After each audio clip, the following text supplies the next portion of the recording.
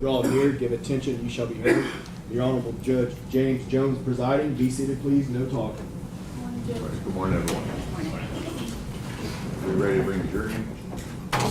State's ready. Yes, Your Honor.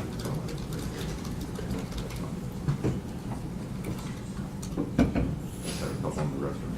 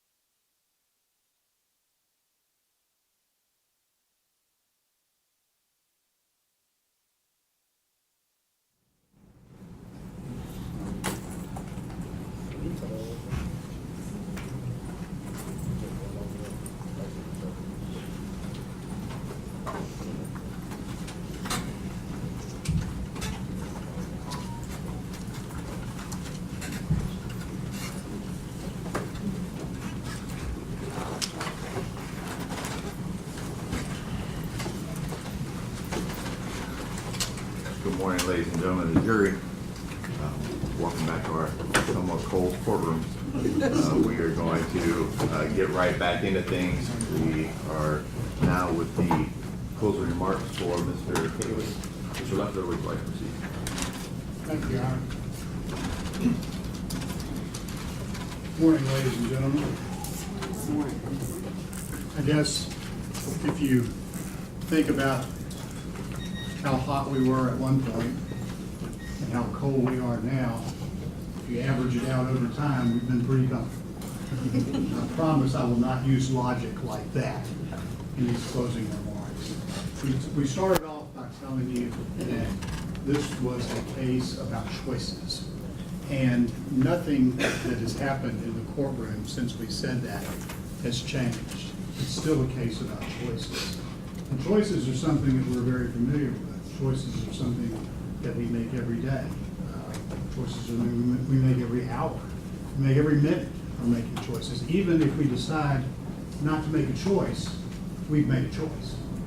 And in this case, Demetrius Haley made a choice for a career with the Memphis Police Department. He applied, he was accepted into the program, he went to the academy, he graduated, and then he hit the streets.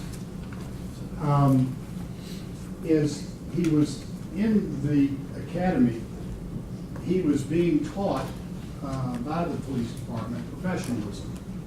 So that's what sets a police officer apart from the rest of the public, is they have a job to do, but they have to do it professionally. There's no room for mistakes in policing. And that's why I have up on the screen right now the response to resistance continuum.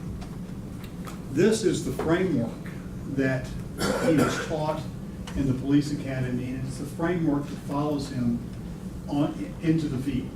And what it does, it serves to protect. It serves to protect the officer who is making decisions, making choices along the way in his day.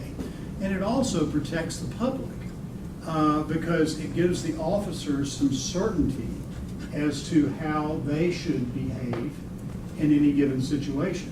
When we were in Chattanooga, I think I gave you some examples of that. The physical presence, you're driving on the interstate and you see a police car parked up ahead, diagonal to where you are driving, and you figure, well, that must be, there must be monitoring traffic, and you slow down. So that is basically a command that you slow down. And just the presence of the police allows that to happen. The verbal warnings, if you're driving down that same highway and you see a sign that says no tolerance, well, that could be a verbal warning, if you will. And then verbal commands, driving down the same road and traffic is blocked. Officers are directing traffic and you go to where you are commanded to go. Chemical agents don't enter into this illustration. But they are very much part of this response to resistance continuum because they're the next step. And of course, chemical agents are things like OC spray or pepper spray or whatever you call it, that can be used to disable someone who is not complying, to allow them to be handcuffed and searched. If that doesn't work, the next step is empty hands control, and it has both soft and hard. Empty hands control, soft would be where you are leading a suspect somewhere, and the hard would be where you're actually using a fist or a foot. And those things are specifically set out in the rules that the police follow.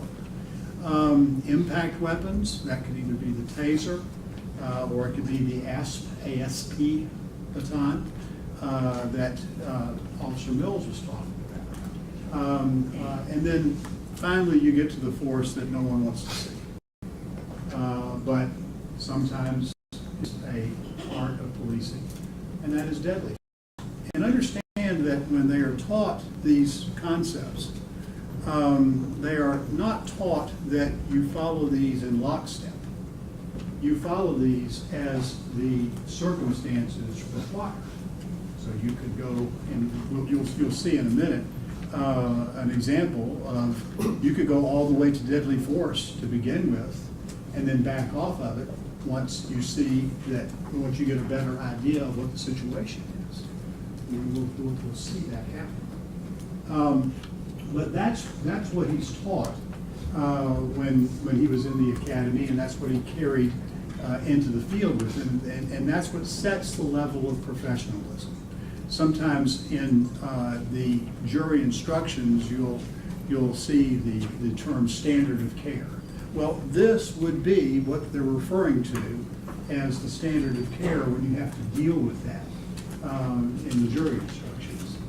So Mr. Haley chose to go into the rather dangerous, or relatively dangerous, area of the Scorpion team. The Scorpion team had a specific purpose, and that was to use data to figure out what precincts you're seeing most crime in, and then flooding that zone for a period of time, and getting crime under management there, and then if the crime changes location, the Scorpion team changes location. But every day, they are going into the most crime-infested areas of Memphis, and they are dealing with some of the most dangerous criminals on our streets.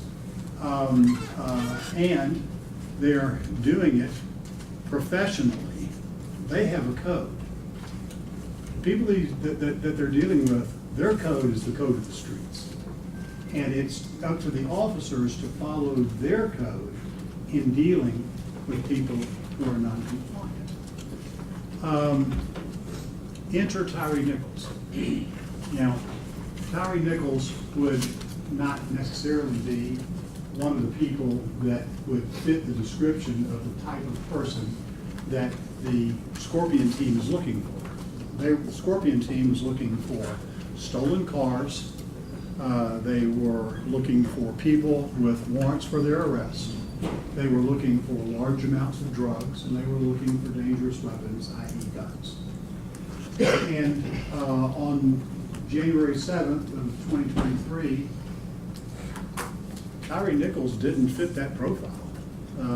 He wasn't driving a stolen car. He wasn't,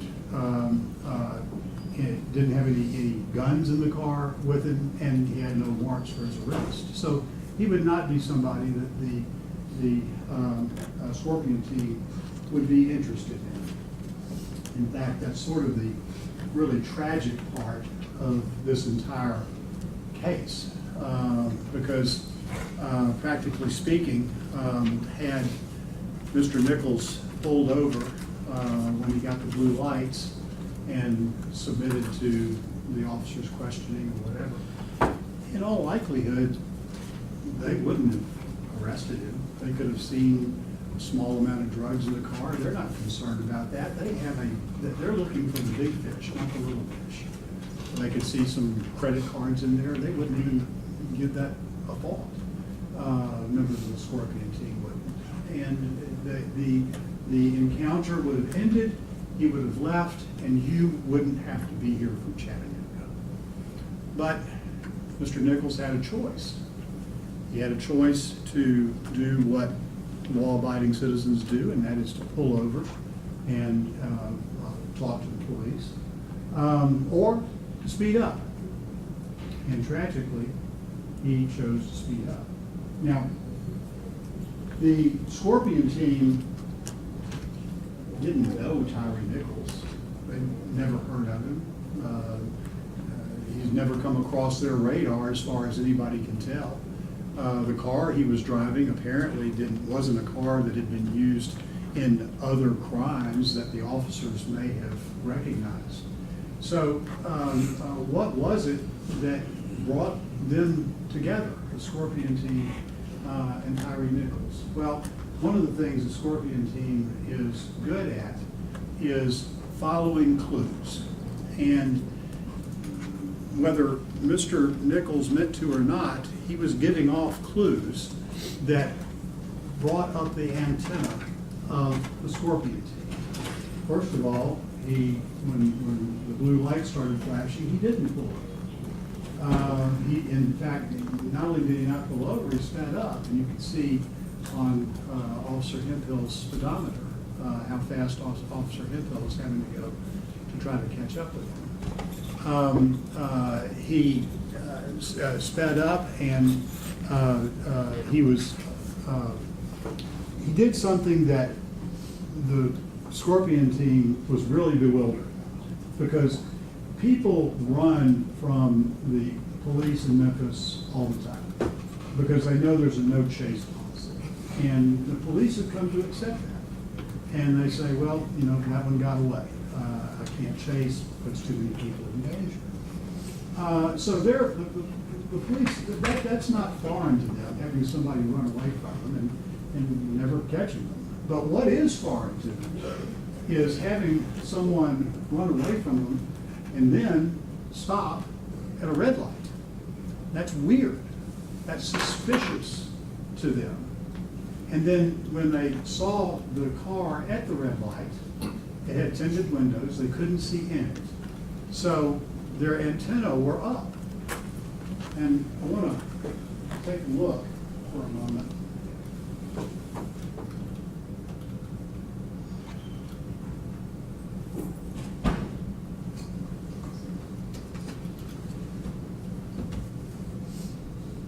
To this stop.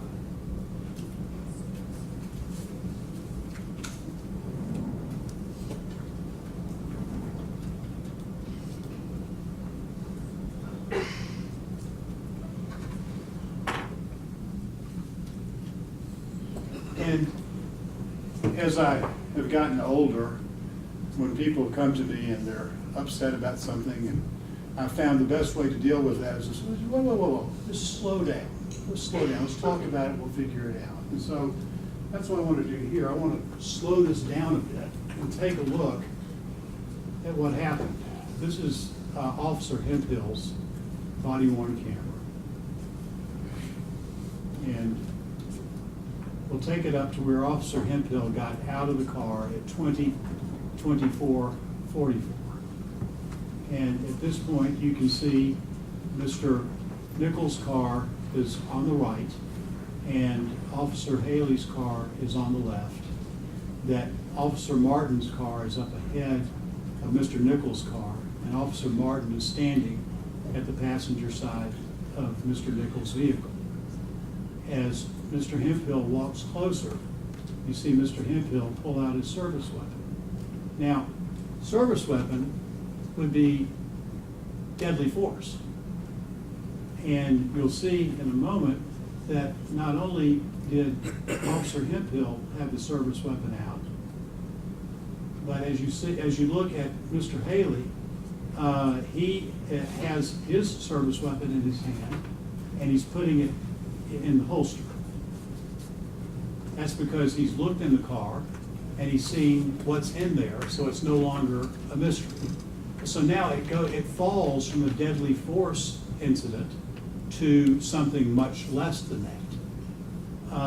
Probably a soft hands incident, which we'll see. And he holsters that at 20:24:51. Then we see Officer Haley reaching in to pull Mr. Nichols out of the car.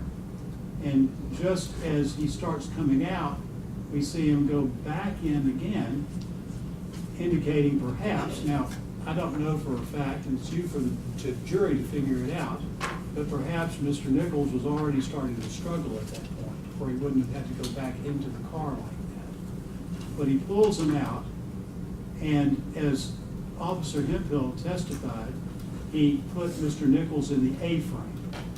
Now remember what the A-frame is. The A-frame is the hinge of the driver's side of the car. And it's a good place to put a suspect when you're trying to handcuff them because they can't go anywhere. And you can see at 20:24:56 the back of Mr. Haley and then the face of Mr. Nichols. And you can't really tell on Mr. Nichols whether he's turning his head to look at Mr. Haley or whether he's facing Mr. Haley, but we do remember Officer Hemphill's testimony that as he got up closer, he could see Mr. Nichols I think he used the term, he spun around and faced Mr. Haley. Well, at that point, Officer Haley is unable to get him cuffed if he's facing Officer Haley.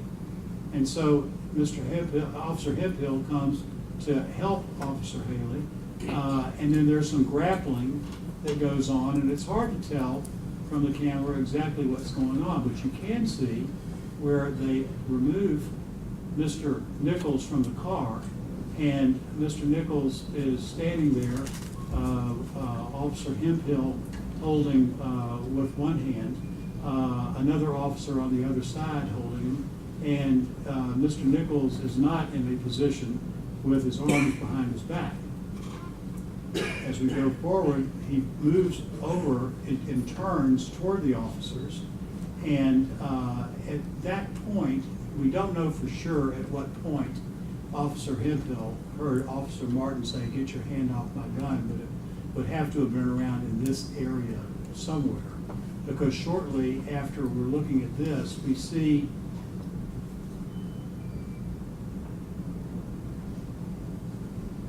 that Mr. Nichols is taken to the ground.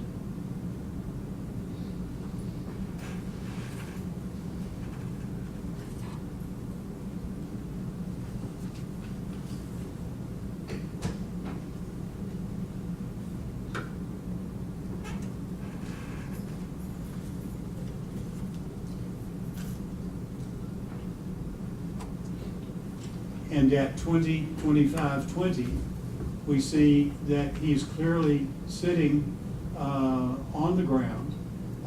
He has his left leg extended out in what we have referred to previously as the bladed position. Officer Hemphill's hand is on his shoulder, and Officer Haley and Martin are standing in front of him. All three officers are telling him, "Get on your stomach, get on your stomach." But we can see at 20:25:21 that Mr. Nichols is debating with them about that. You may recall Mr. Nichols saying, "Okay, okay, okay," but he was doing that with his voice, but he wasn't doing okay with his body. He was not complying with their demands. And here he is still in the bladed position, arguing with them about it at 20:25:21. At this point, they push him to the ground, Officer Hemphill does, and holding on to Mr. Nichols' left hand would be Officer Martin, and Officer Haley is on the other side of Officer Martin. Officer Haley then approaches Mr. Nichols at 20:25:26 and eventually grabs Mr. Nichols' right hand to try to get his right hand behind his back. However, and you can see him get the right hand at 20:25:30. However, it's impossible to get the right hand behind the back when he's leaning on the right arm. And we see Officer Martin try to force Mr. Nichols' left arm at 20:25:32 behind his back. But that does little good until Officer Haley is able to do the same thing with the right arm. And Mr. Nichols is continuing to resist that as well. At this point, 20:25:36, we see Officer Haley goes to his knees.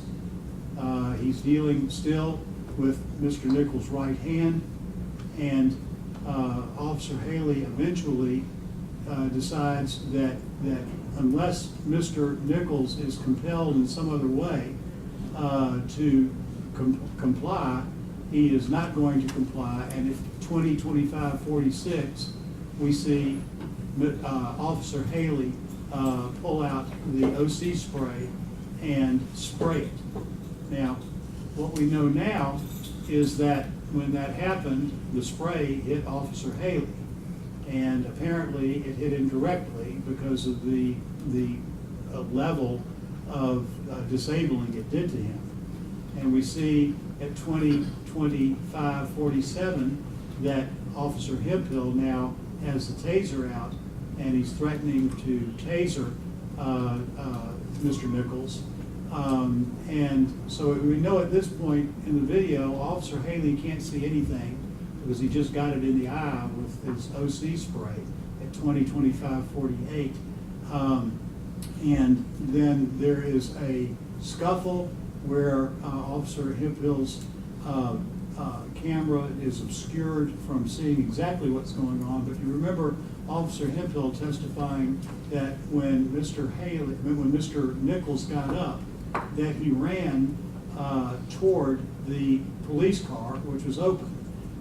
That was the police car he was running toward was Mr. Haley's car, and the door was open. However, Mr. Nichols did not get into that car, and at 20:25:57, Mr. Nichols is running on his way to Ross Road, evading the officers. At this point, ladies and gentlemen, I'm going to ask Mr. Stengel to take over the controls, and through the magic of technology, we are going.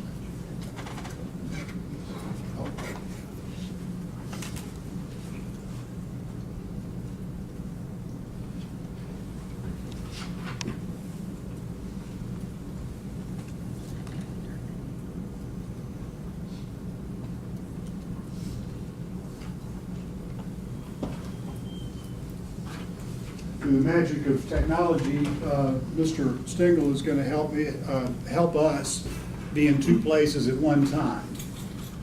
So go ahead and start playing that at 20:25:57.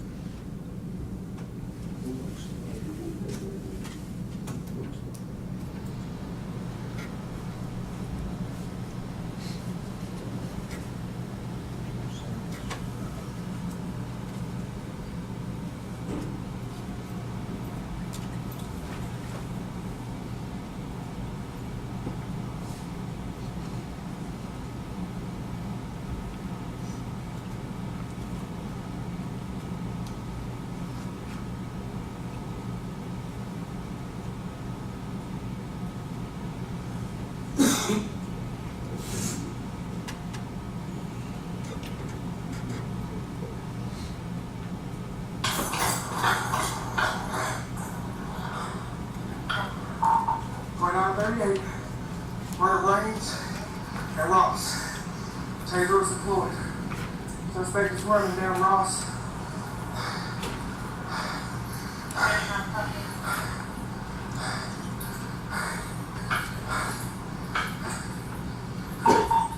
Young male, black, slim build, blue jeans, and a hoodie.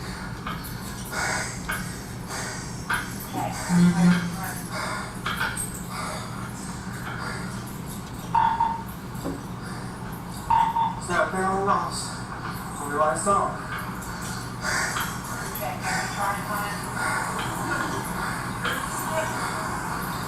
What's up? Yes. Alright, hang on.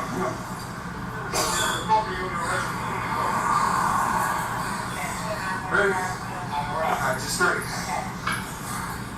One of the prompts hit the bastard.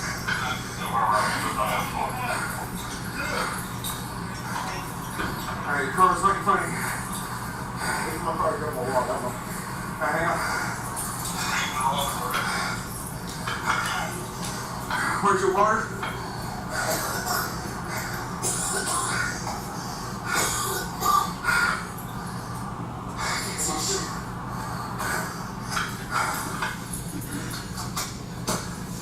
Okay, I got you. Good boy. Good. Ready. Negative 2938. Where are my damn glasses at?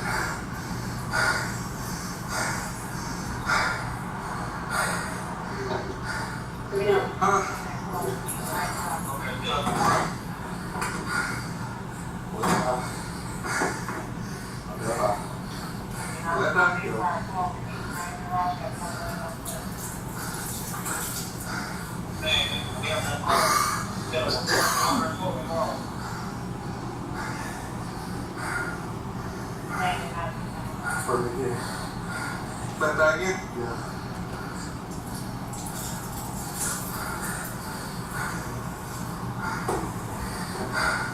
I can't see jack shit, dude. My glasses when he was fighting me.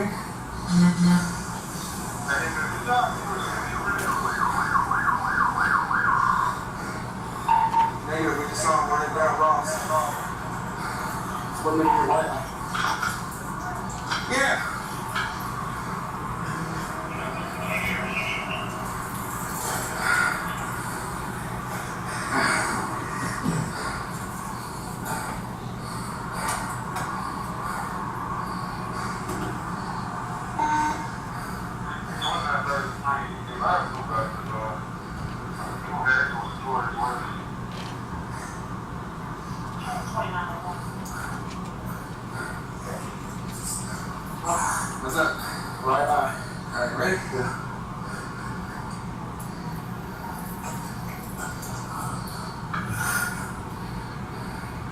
Well, right up.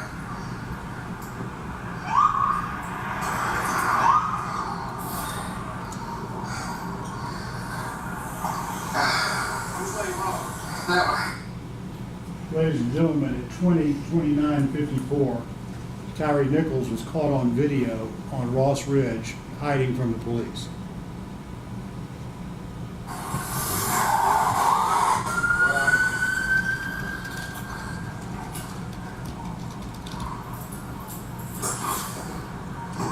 Okay, I gotta find my glasses and get this damn taser downloaded.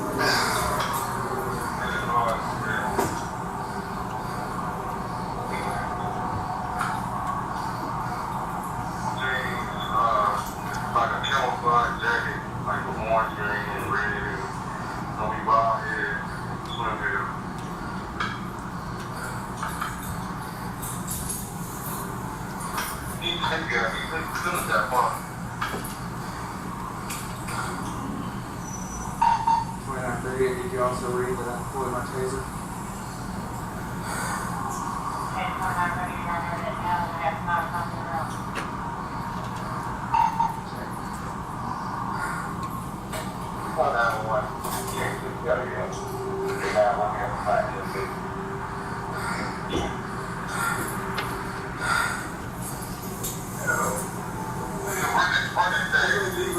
That way. Thin male black, blue jeans, and a plaid jacket.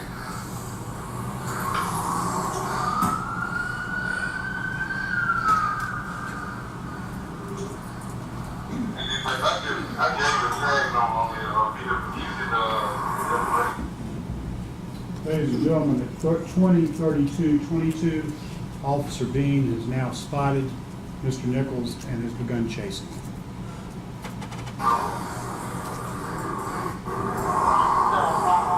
You good right now? Can you at least open your eyes?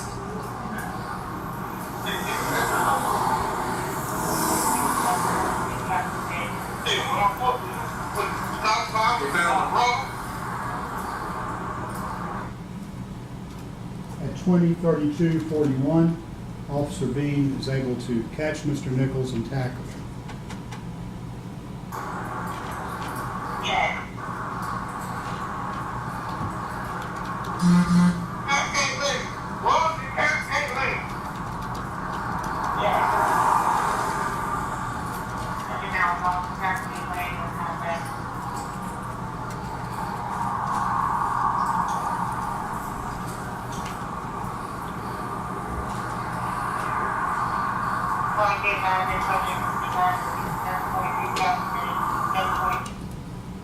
At 20:33:12, Officer Mills pepper sprays Tyre Nichols.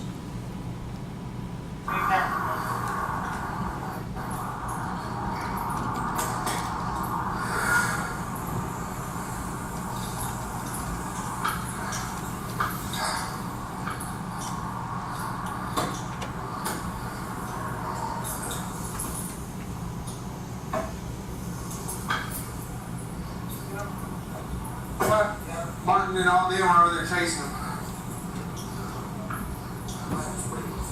Shit, you sprayed me too, but luckily you didn't get my eyes just on my eyebrow. Oh, stomp his ass. At 20:33:53, Officer Smith radios for more cars and more officers at Castlegate. Officer 203355, Officer Martin removes his body-worn camera.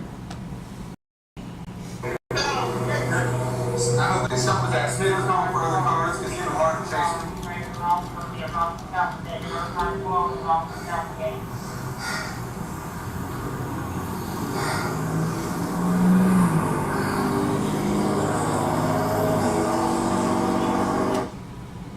At 203414, Officer Martin delivers his first kick to the head of Tyre Nichols.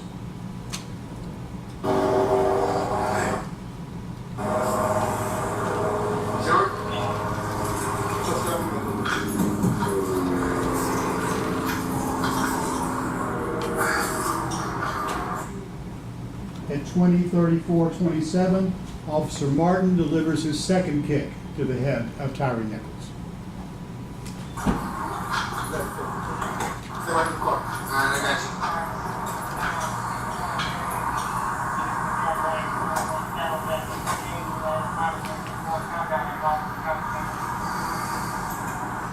As you can see, at 203441, Officer Haley leaves Ross and Raines and is on his way to Castlegate.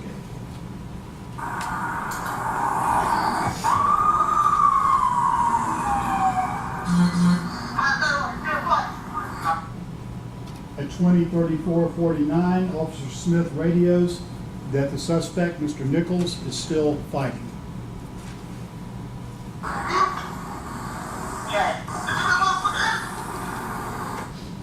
At 203454 at Castlegate, Officer Mills opens his ASP baton.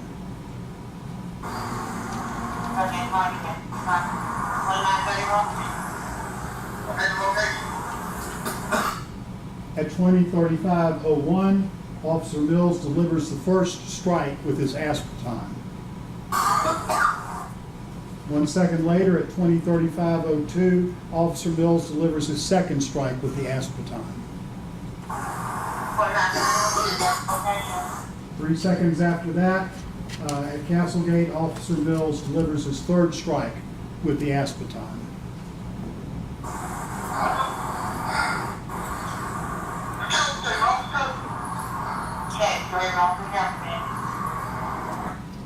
At 203514, Officer Martin delivers his first strike with his fist to the head of Tyre Nichols.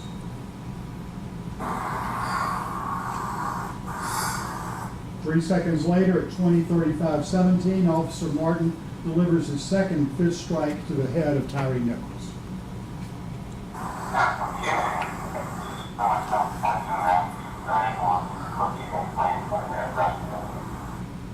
At 203524, Officer Martin delivers his third strike to the head of Tyre Nichols. 3 seconds later, at 203527, Officer Martin delivers his fourth strike to the head of Tyre Nichols. And 2 seconds after that, Officer Martin delivers his fifth strike to the head of Tyre Nichols.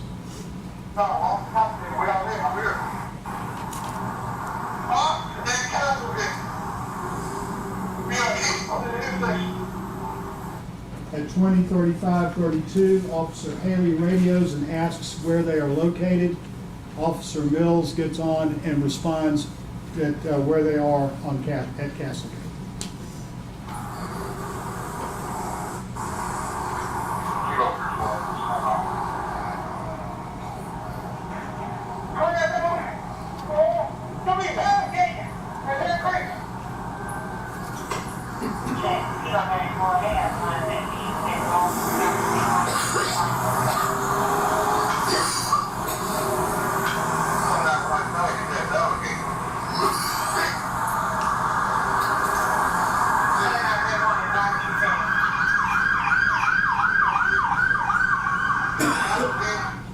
At 203615, Officer Haley arrives at Castlegate.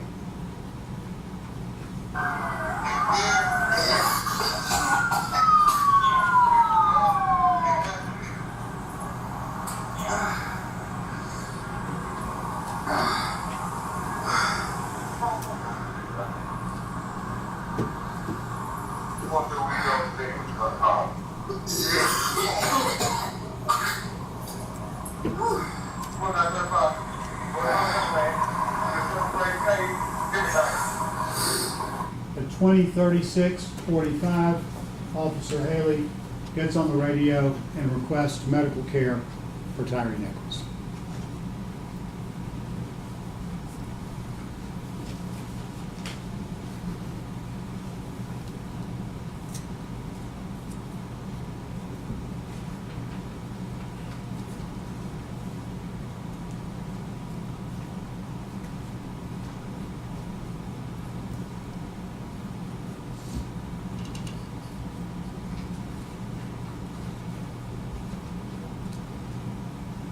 Ladies and gentlemen, I want to talk for a little bit about what happened once Officer Haley gets on the scene at Castlegate. Recall that what Officer Haley knows at that point is the following. He knows that there was a traffic stop at Ross and Raines. He knows that at the traffic stop, Tyre Nichols resisted. He knows that Tyre Nichols would not cooperate by putting his hands behind his back. He knows that he had to apply OC spray to Tyre Nichols and himself in the process. He knows that he has very limited vision, and he unsuccessfully chases Tyre Nichols a bit of the way up Ross Road, even though he couldn't see. He knows that Nichols got away uncuffed and unsearched. He spent time trying to regain his vision by washing his eyes out with water. He drove to Castlegate. Once he arrived at Castlegate, he saw officers still struggling with Nichols. He saw Nichols' right hand was still uncuffed, and it was turtled under his chest.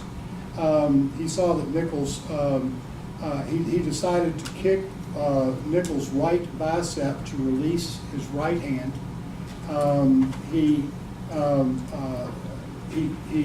warns as he's running up using verbal judo, and we're going to talk a little bit more about that, where he yells, "Beat that man's ass."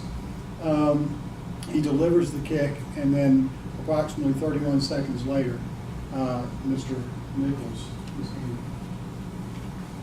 The yelling of "beat that man's ass" has to be put in proper context.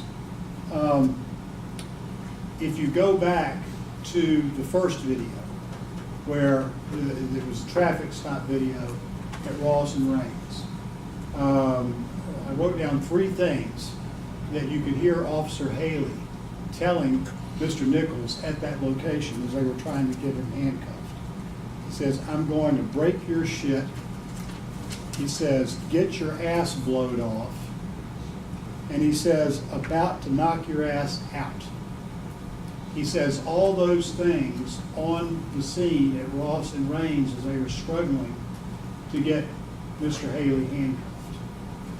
When he gets to Castlegate, he picks up that same motif with "beat that man's ass." Now, what the state would have you believe is that, or want you to believe, is that none of those first 3 things were said, because then they could completely take "beat that man's ass" out of context for a better story for you. That's not what happened. What happened was all the things that he said, they were all examples of verbal commands, they were all profane, they were all harsh, and they were all intended to do the same thing, and that is to be verbal commands under that step of the use of force continuum. Now, the state was critical of the testimony of Don Cameron about how Officer Haley delivered the kick at Castlegate. And I just want to take a look at it on the video and see if we can make any sense of what Mr. Cameron was saying.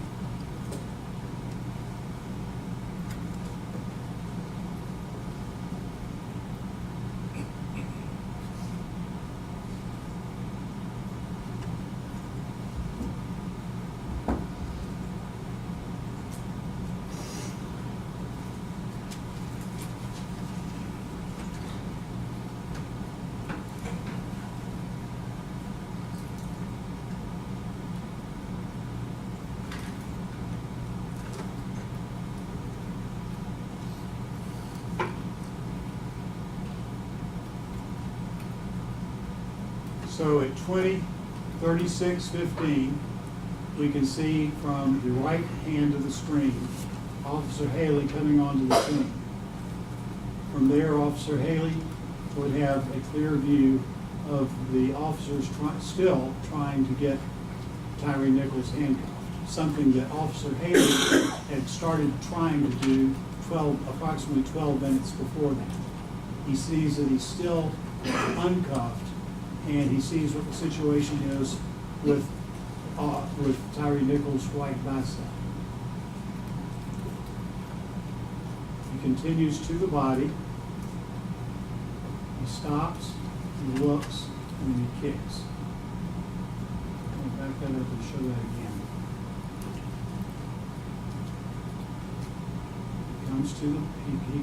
He braces himself against one of the other fellow officers. He takes a look at the target, and then he kicks. A very specific place on the target. This was what Mr. Cameron was trying to say. It was what separated him from just being brutal and beating Tyre Nichols. Now, if you want to see an example of brutal and beating Tyre Nichols, just keep watching.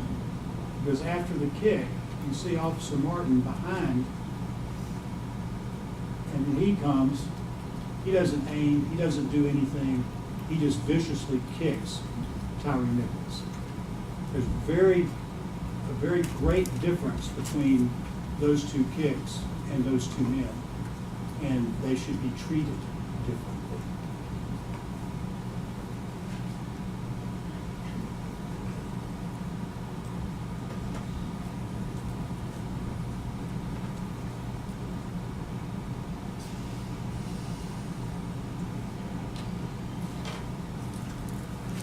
In a bit, you're going to be going back to the jury deliberation room, and you're going to have the judge's instructions on each of these offenses that Officer Haley is charged with.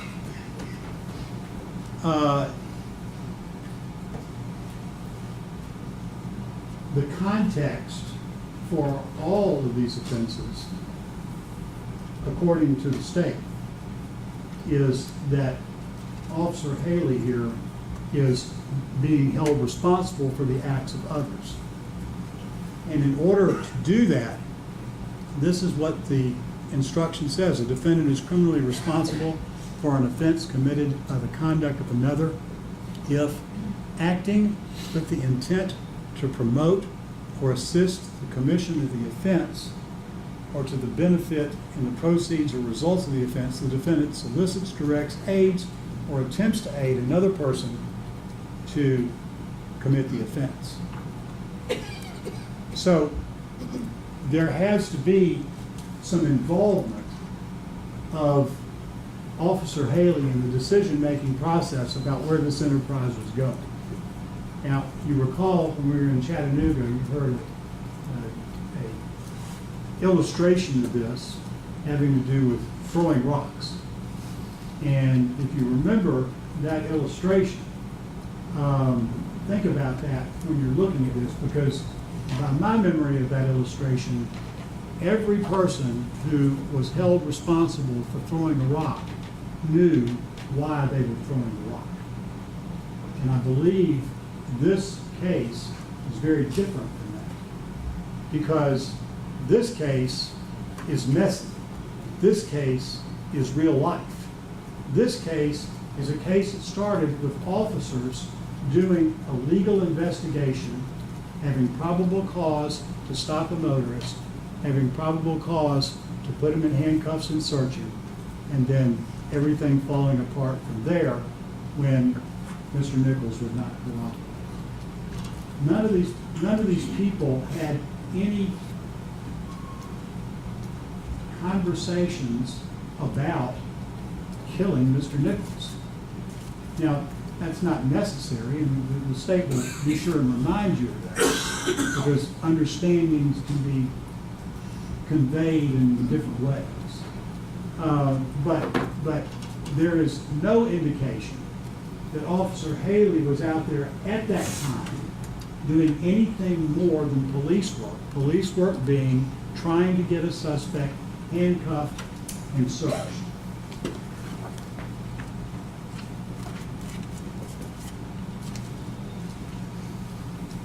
With regard to the criminal responsibility of others, it depends on Officer Haley's intent.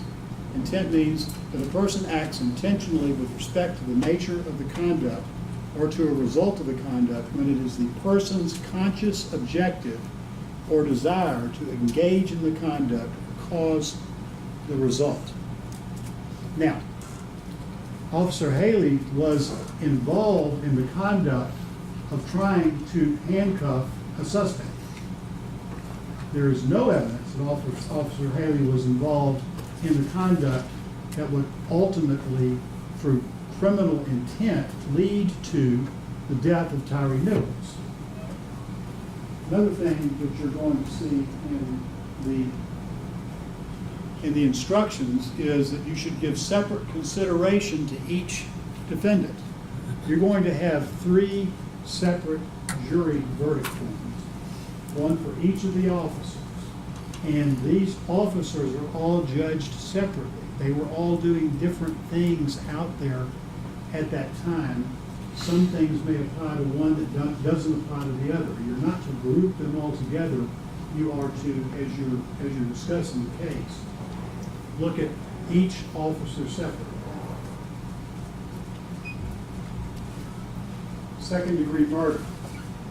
The defendant unlawfully killed the alleged victim. They're saying that Officer Haley unlawfully killed Tyre Nichols and acted knowingly. Let's take a look at knowingly. Knowingly means that a person acts with an awareness of that his conduct is reasonably certain to cause the death of the alleged victim. Reasonably certain. The only thing Officer Haley was reasonably certain about was, at one way or another, he was going to get Mr. Nichols handcuffed and handcuffed within the bounds of the response to resistance continuum.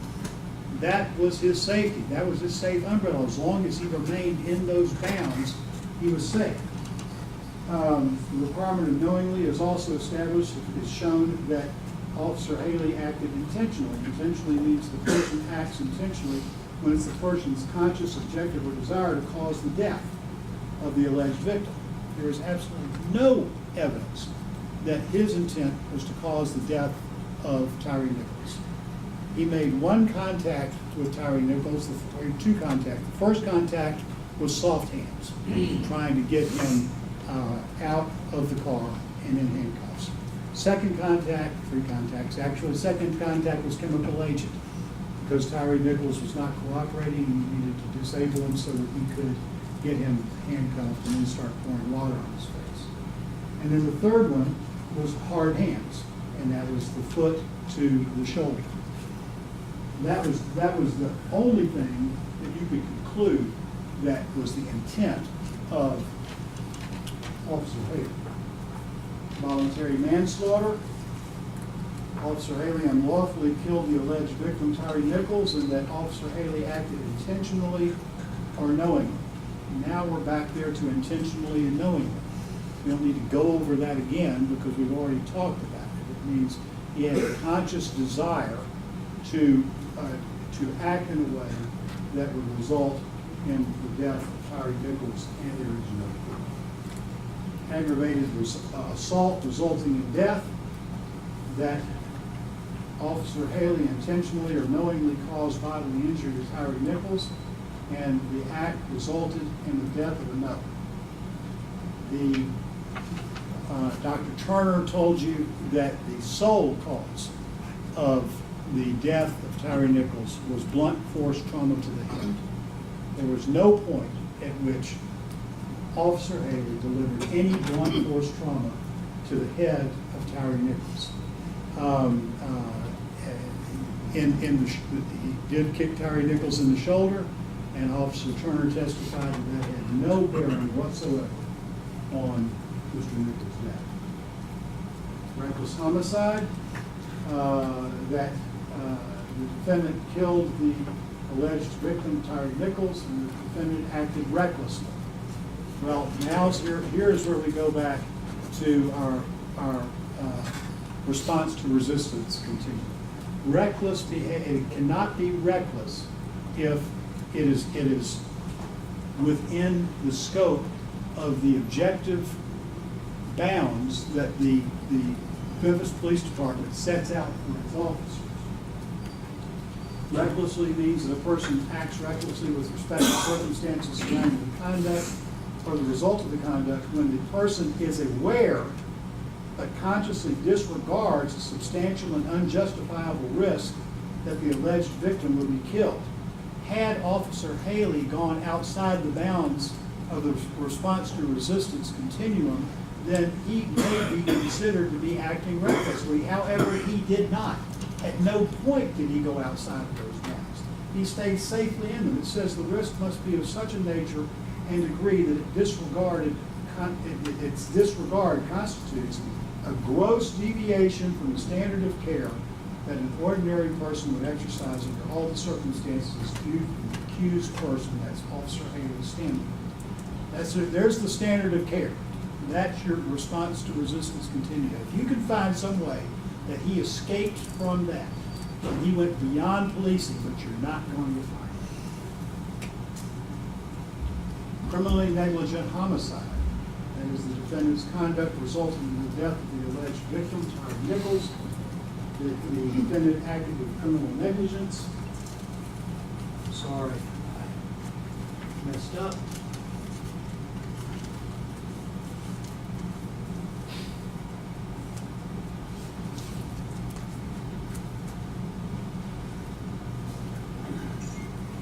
That the defendant furnished substantial assistance to the person in the commission of criminally negligent homicide, and that the defendant furnished such assistance knowingly.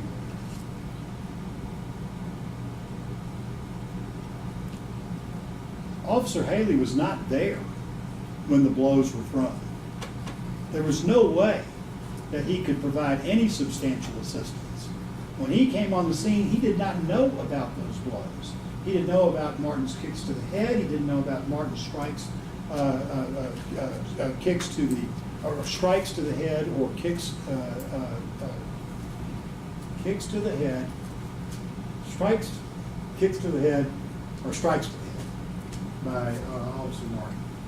So you cannot find him guilty of criminally negligent homicide. He was not there. Facilitation of criminally negligent homicide. And this is the only time I'm going to talk about facilitation, because you're going to find facilitation on everything. So I don't need to repeat myself by going through each one. But the defendant furnished substantial assistance to that person in the commission of criminally negligent homicide. And he must be providing substantial assistance to be responsible for that act by somebody else.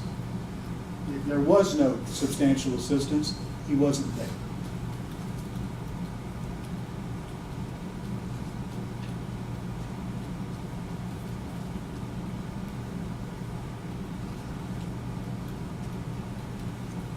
Aggravated assault, acting in concert. In order to convict on that, you're going to have to find as an element of the offense that it resulted, what Officer Haley did resulted in serious bodily injury to Tyre Nichols. Serious bodily injury in those is described for you, involves a substantial risk of death, kicking in the shoulder, no. Protracted unconsciousness, kicking in the shoulder, no. Extreme physical pain, kicking in the shoulder, no. Protracted or obvious disfigurement, kicking in the shoulder, no. Or protracted loss or substantial impairment of a function of a bodily member, organ, or mental faculty, kicking in the shoulder, no. Aggravated assault, acting in concert, you should be jailed. Reckless endangerment. Officer Haley engaged in conduct which placed or might have placed another person in imminent danger of serious bodily injury, and that he acted recklessly. Here we are back to the the response to resistance continued. As long as he stayed within that, he did not act recklessly, and that's an objective finding that he did not act recklessly. It doesn't have to be just somebody's opinion. Assault. That Demetrius Haley caused bodily injury to Tyre Nichols and that he acted either intentionally, knowingly, or recklessly. We've already covered intentionally, we've already covered knowingly, and we've already covered recklessly. Does not apply to Officer Haley's kick to the shoulder. Aggravated kidnapping. This was a police action based upon probable cause to arrest Tyre Nichols. It involved handcuffing him and searching him. Once that was done, it was over with. Now, every time an officer handcuffs and searches, is that going to be a kidnapping? I don't think the state meant that. And I don't think you have to buy it, or you're going to be tying our officers' hands for time to come. Official misconduct. This is the one that I'm really scratching my head over because I'm not sure that anything has really been put before us saying this is the official misconduct. Yesterday, I believe they said it was everything that happened from the time that Tyre Nichols ran away from Ross and Raines. But a lot happened. Help me. I don't know what to defend on that. And if you don't know what to defend, you don't know what to convict.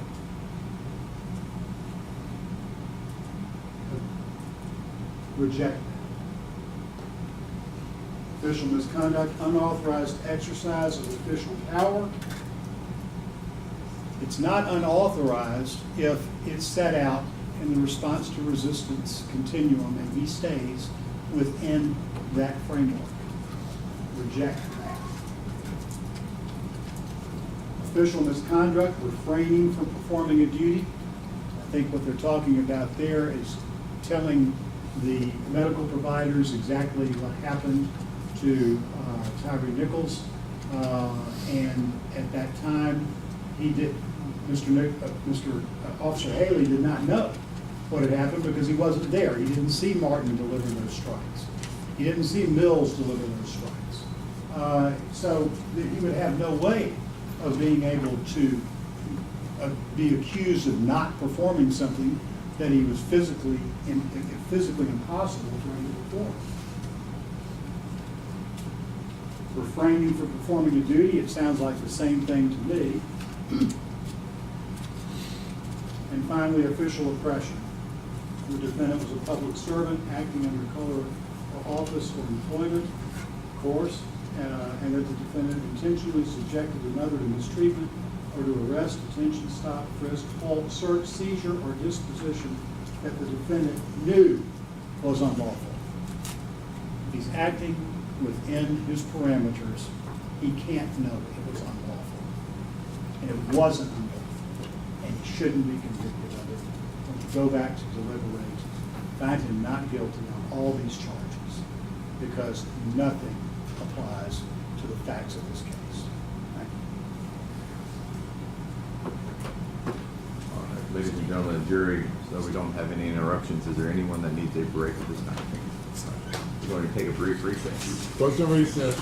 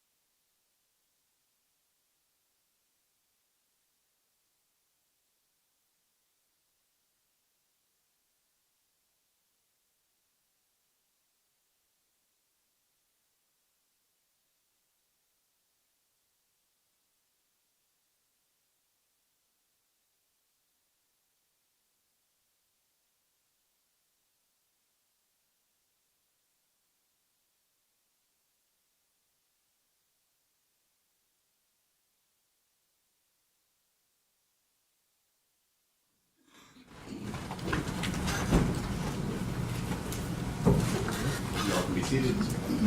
Mr. Zimmer, do you want to proceed with your closing argument? Yes, Your Honor, thank you.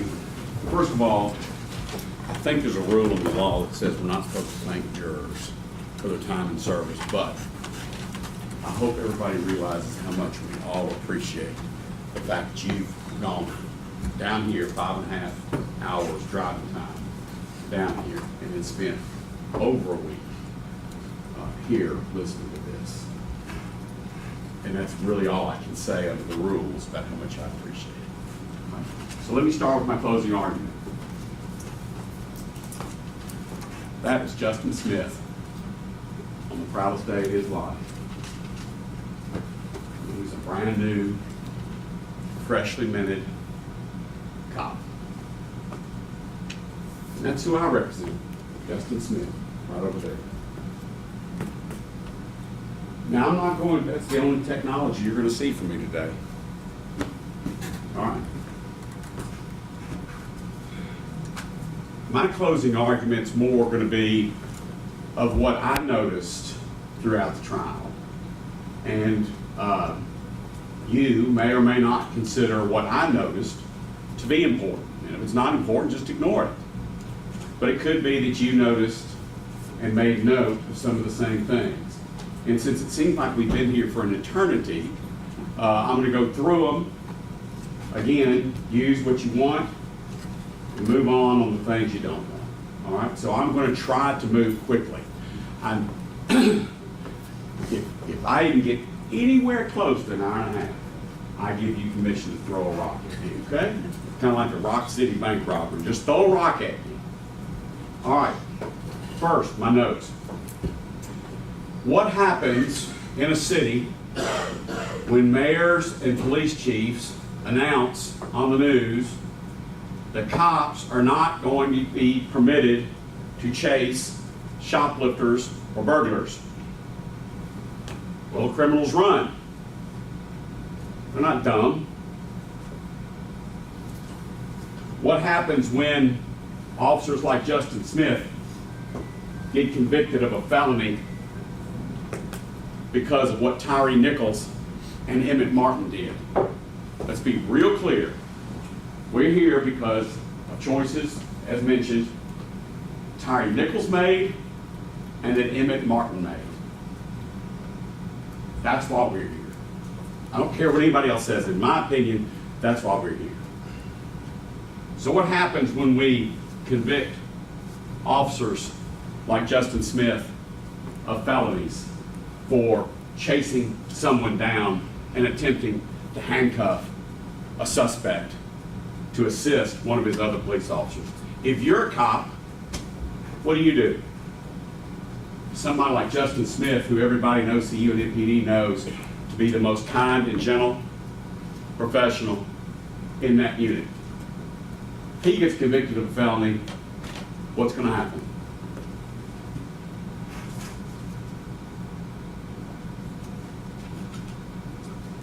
They're going to run. The cops are going to run. The cops are going to run to Chattanooga, be a cop in Chattanooga. They're going to run down to South Haven, Mississippi. They're going to run. And maybe if they left the streets to the politicians and the preachers and the parents to police the streets, maybe the city of Memphis might learn. Your Hamilton County Sheriff has on his website, I don't know if you know this or not, your Hamilton County Sheriff, who I met, says on his website, we chase cars. He has it on his official website. You think the criminals know that? You think the burglars know that? Shoplifters, carjackers, you think they know that? It's your sheriff that's going to chase cars. Just down the road, less than 10 miles from here, the DeSoto County Sheriff, Thomas Tuggle. On his website, it says, we chase criminals, we chase cars. Don't bring your crime. It says, don't bring your crimes from Memphis down here. It's just literally 3 miles south of Memphis International Airport, DeSoto County, Mississippi. We chase cars, we chase criminals. You think they're down there shoplifting? You think they're down there breaking into 94 cars in one night?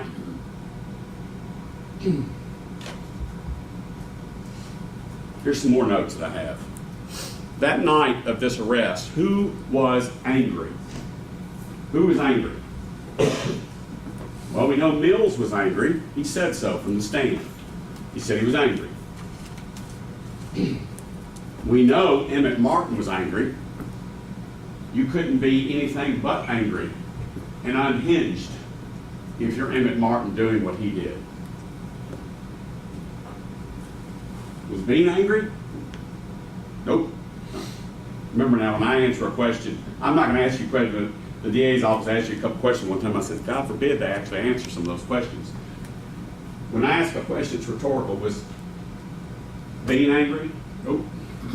You didn't hear a peep from him. I said, come on, bro, give me your hands. Was Justin Smith angry? Listen to the audio. Justin Smith is that squeaky voice you hear. He was panicked. He had enough years on the job arresting felons, 90% of whom are armed. He had enough sense to be scared and screaming on the radio to send more cars. Was he angry? Nope. But Mills and Martin were angry. Who took breaks from OC spray, pepper spray? We keep calling it OC spray like it's, something to keep on the back of your stove. Pepper spray. You saw how potent it was. And Miss Henley said, in one breath, she says, oh, we heard how Mills and Martin were immediately affected by the OC spray. Remember saying that? But Smith and Bean didn't have that luxury. So Miss Headley tried to make it sound like it didn't get on them. Did y'all notice in training that when they give them that one shot in the eye, there's nobody standing behind that cop that gets it in the eye? It's called backsplash or overspray.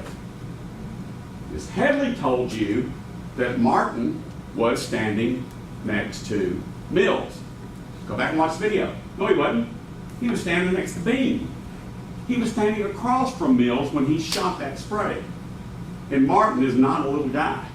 He bailed out. Whew! Whew! Can't catch my breath. Mills took a 1 minute and a half break because some of the back spray got on him. At that first traffic scene, Haley's the one who sprays. Okay? Hemphill is across from him with his taser on the leg. And Hemphill gets it. It's like room spray. You're not going to be able to surgically do it, okay? And it is super powerful. For over 8 minutes, go back there and time it. Haley couldn't catch his breath. He couldn't see. He was prying his eyes open to get water in it. Hemphill, while Mr. Leffel was reading out the times of what was going on over at Castlegate, Hemphill was still coughing up a lung. Hacking and coughing on the... He only got a little shot. Bean and Smith didn't have that luxury. They let go of that man on the ground with a handcuff on him. Somebody's going to get shot. It might be Nichols, because if he gets up with that handcuff and starts swinging it. Or a cop's going to get hurt. Miss Headley actually had the temerity to look you people in the eye and say that Bean and Smith were holding the victim Nichols down on the ground. Remember saying that? Don't answer. Mills stated from the witness stand that Bean and Smith weren't holding him down to be holding him down, to get punched, kicked, or whatever. Mills said that those two guys kept their hands on Nichols to keep him on the ground to get him handcuffed. What else could they do? Did Smith and Bean get a break? Haley and Hemphill got an over an 8-minute break. Mills took a 1.5 minute break. Those two guys never got a break.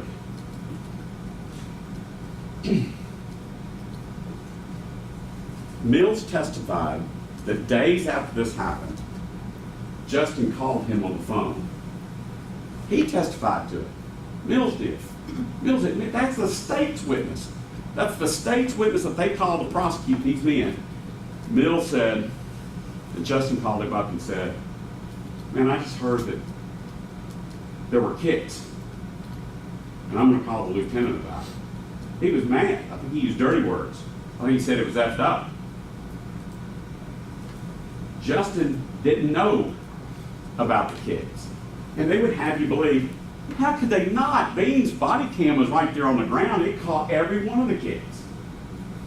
Again, their witness Mills testified that he didn't see any of the kids. And by the way, Mills is the one in the video with nothing in his hands, no hands on a suspect, staring at Martin and staring at Nichols, and yet he said, I didn't see the kids. Justin and Bean, and I don't mean to drag Mr. Perry's client into it over and over again, but let's face it, Justin and Bean are bent over at 90 degrees, face full of spray, and blind and deaf and suffocating, trying to get this unknown suspect who they got called out on, had already fought off 3 cops. They have no idea if he has a weapon. Mills didn't see it. And Miss Headley said there were 7 times that they could have stopped these kids by at least saying stop. Justin Smith had his hands full. And Justin Smith has a history. You heard it from the witnesses, the character witnesses, that he is incapable. It is not in his nature to allow another officer to abuse a suspect. He's just not going to do it. The judge has instructed you on the law that when it comes to character witnesses, if someone is of good character, it strengthens the presumption of innocence, which is the strongest presumption in American law. Because good people, remember what Mr. Hagman said in Chattanooga, and it's been repeated ad nauseum here, good people do bad things. Well, we're not here about good people do bad things. We're looking at here people being charged with felonies. Good people do good things. And Justice Smith didn't do anything different that night. He was doing the best he could to help Darius Bean get handcuffs on and get Nichols in custody. Miss Headley, I have to take my hat off to her. Miss Headley had me, even though the judge says she shall not have any sympathy, talking about sesame chicken. Sesame chicken. Rovon Wells was making sesame chicken that night, and Tyree rubbed his belly saying,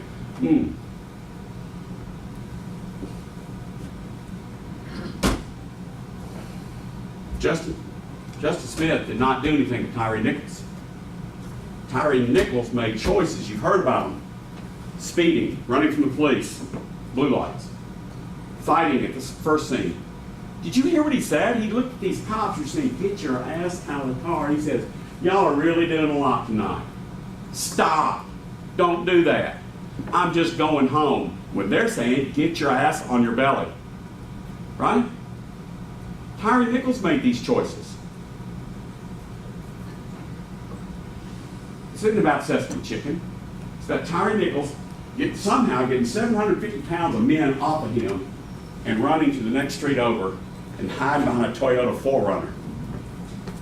Wiping his face, wiping that spray off. And then he happens to be seen by Mills and Beatty. These guys have guts that I don't have. Okay? I flew Army helicopters for a long, long time. I've never had a shot made at me in anger. Okay? These guys, over 2 and 3 year periods, are making over 1,000 felony arrests themselves. 80 to 90% of them have hidden weapons on them. Frankly, when Emmett Martin announced he's got a hold of my gun, he's got my gun, in other circumstances, I'm surprised somebody didn't get shot and killed right then. That's a deadly force situation, you heard from the experts. Instead, they're trying to talk him into getting his arm behind his back. Dude, get your arm behind your back before I break your shit. Foul language. This is not some guy worried about going home and eating sesame chicken. The investigation. Let's talk about this investigation. Whew. Chuck Baker comes, impressive fellow from TBI, and I asked him, Whose decision was it to return Kelly Rogers' pink American Express card? Not return, did I say return? They didn't return it. It wasn't Tyre Nichols' American Express card to begin with. Whose idea was it for you to give the American Express card and all these other cards to Tyre Nichols' mother? And he goes, well, he took his instructions from the DA's office. That man right back there. He took his instructions from the DA office, Mr. Mulroy. Let me offer you a suggestion. If you don't like it, if you don't believe it, throw it out. If they call Kelly Rogers up and say, we have your American Express card, would you like to come down and get it? Don't most owners of the credit card say, where'd you find it? Well, we found it in Tyre Nichols' car. There was a better than even chance that Kelly Rogers was going to tell the media, my credit card was found in Tyre Nichols' car, the one that's making worldwide news. And there goes the narrative right down the commode, right? He's just a victim waiting on sesame chicken. Instead, they gave Kelly Rogers' American Express card to Rovon Wells. Is she going to go to the media and say, oh, by the way, they found this American Express card in my son's car? No, she's not. That story ends. Don't tell me this wasn't directed. Don't tell me this investigation was not focusing on those cops. They take DNA swabs from their mouth, they take their shoes and their boots, cut them up for DNA, and they don't go down to St. Francis Hospital with a search warrant for Tyre Nichols' blood. See if he's on anything. He's got 5 narcotics officers saying he's high as a kite. And they don't go down and get a search warrant. Don't tell me this investigation was not tainted. Somebody told me that y'all are going to be jealous if I referred to my iPhone, because y'all haven't had an iPhone for a week or two, so bear with me. This is not one to throw a rock at me, okay? I'm going to read to you a headline. Headline is a public record. A newspaper is considered a public record under the law. Okay, I'm just going to read you the headline. Memphis has broken homicide record. New numbers show. November 20th of 2023. 11 months after this. Right? Keep up. That's November 20th of 2023. CNN headline. CNN. Memphis mayor meets with gang leaders to request ceasefire in effort to curb city's gun violence. March 3rd of 2024. Mayors are meeting with gang leaders to stop gun violence. Your Honor, may we approach?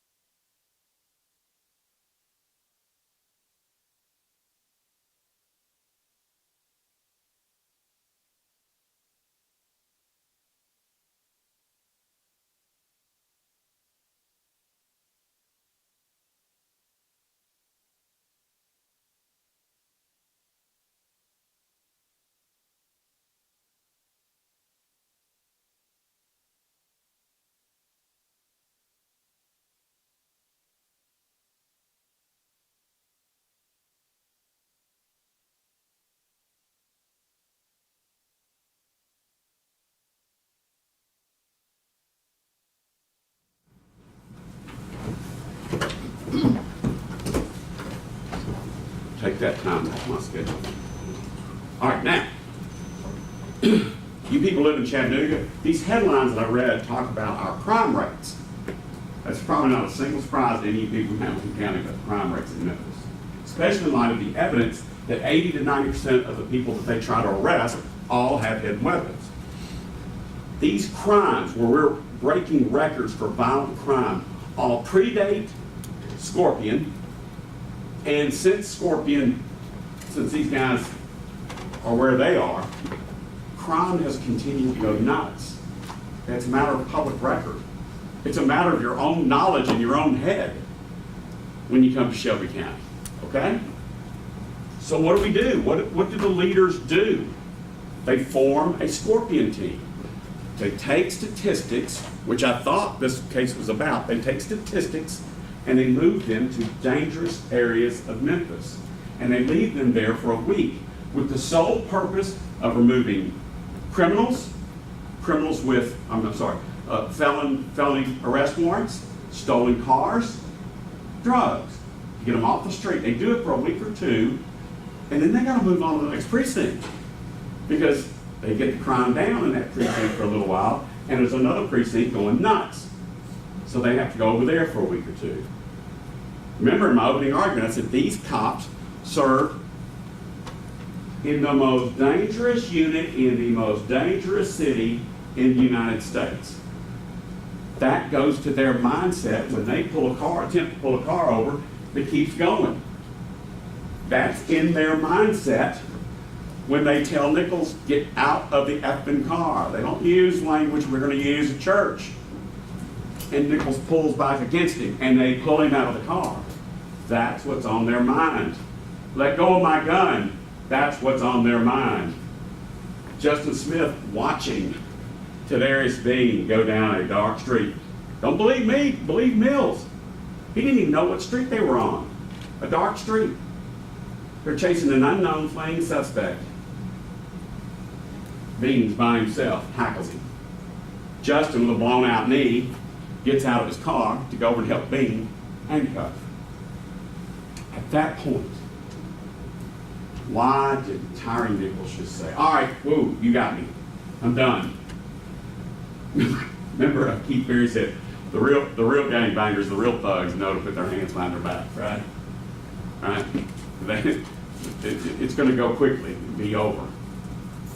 These were not a bunch of bullies, monsters. Mr. Adams said they're not monsters. Well, of course they're not monsters. They're doing a job that none of us in here have the guts to do, to try to keep the rest of us safe. All Tyre Nichols had to do was, all right, man, you got me. He might have spent a little time in jail for some of the stuff they might have found, but he wouldn't be dead.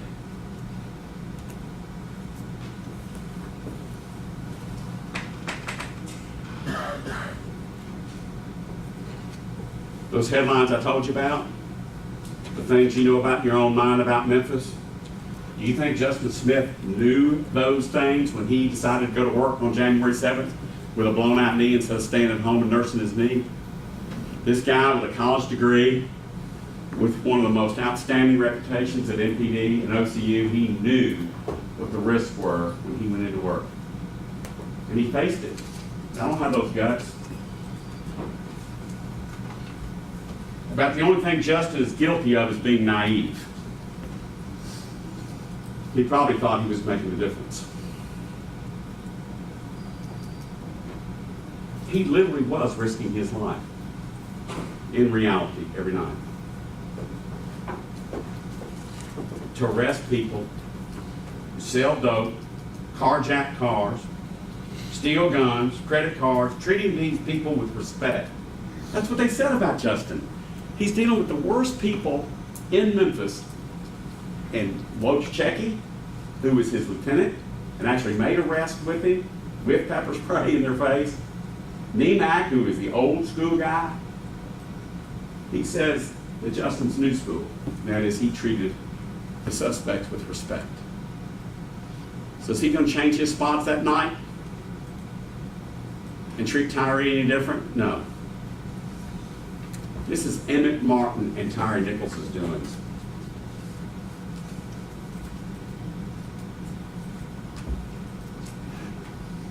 John Keith Perry said he was going to beg you at one point in his closing argument.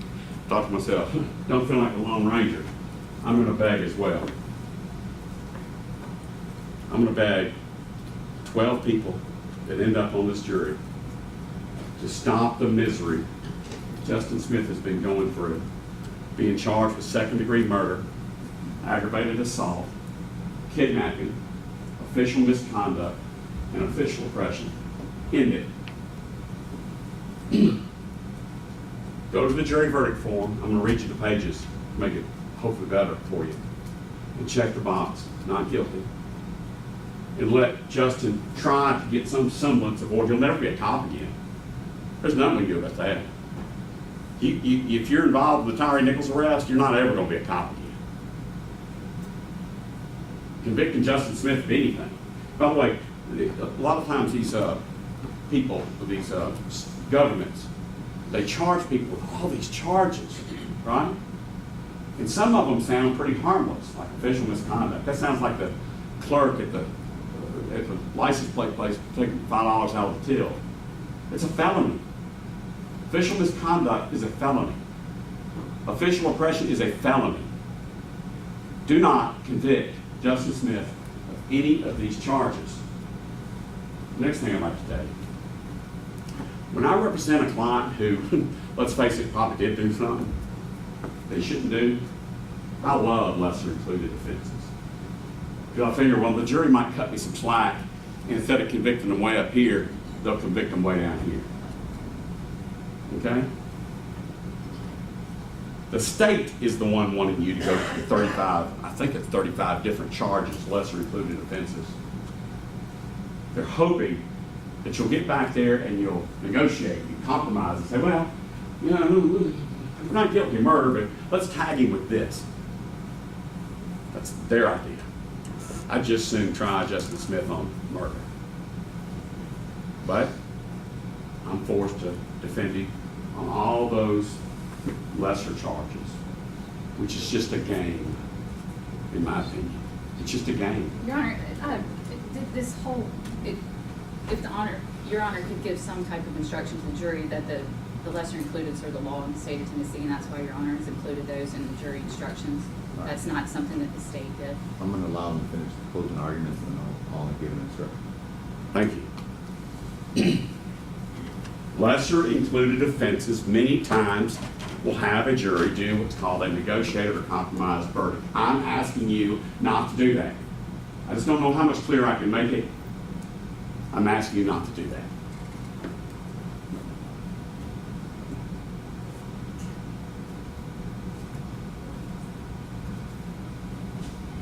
Now, let me go to the DA's closing argument.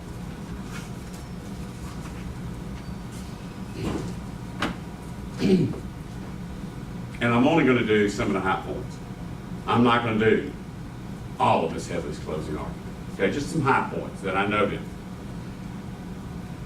She said that Tyre Nichols, after looking forward to Sesame Chicken, said when he got out of his car, "I'm just trying to go home." If he'd have done what the officers told him to do, he could have gone home that night, or at least some night quickly in the future. But he didn't. Instead, Ms. Headley makes it about the officers. Should have the officer just said, "Oh, well, you're about to go home? Go ahead and go home." Is that what you want?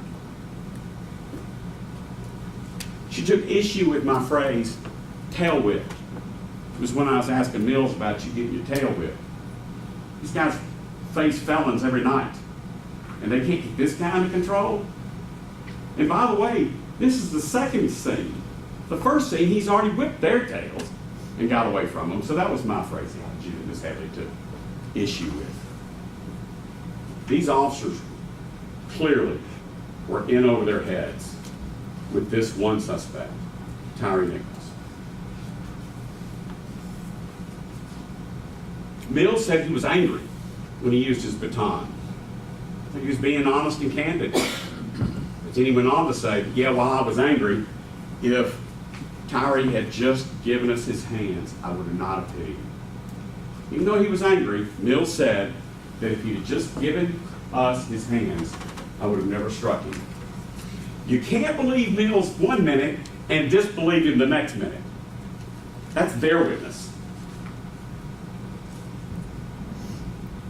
I'm not going to spend too much more time on the DA's office continually saying that Bean and Smith were holding Tyre Nichols down, and they even played it to you in slow motion.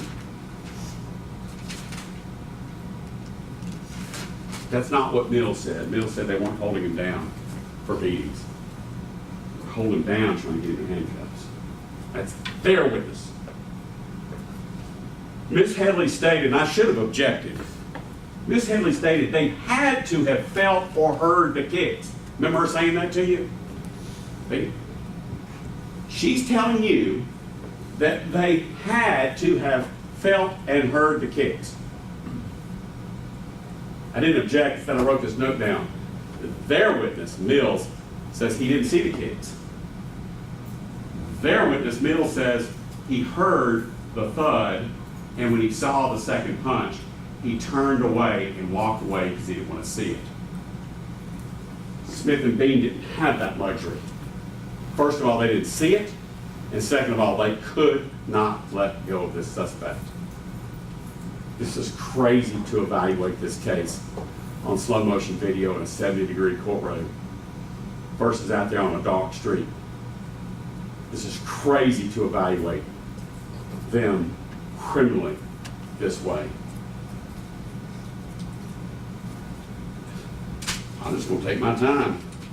I don't mean to keep you hungry, but Ms. Headley said Mills and Martin reacted to the OC immediately. Well, what are we going to do? Punish Bean and Smith for just sucking it up and fighting through it? So Ms. Headley saying they couldn't have felt or tasted or smelled the OC spray because Mills and Martin reacted to it immediately.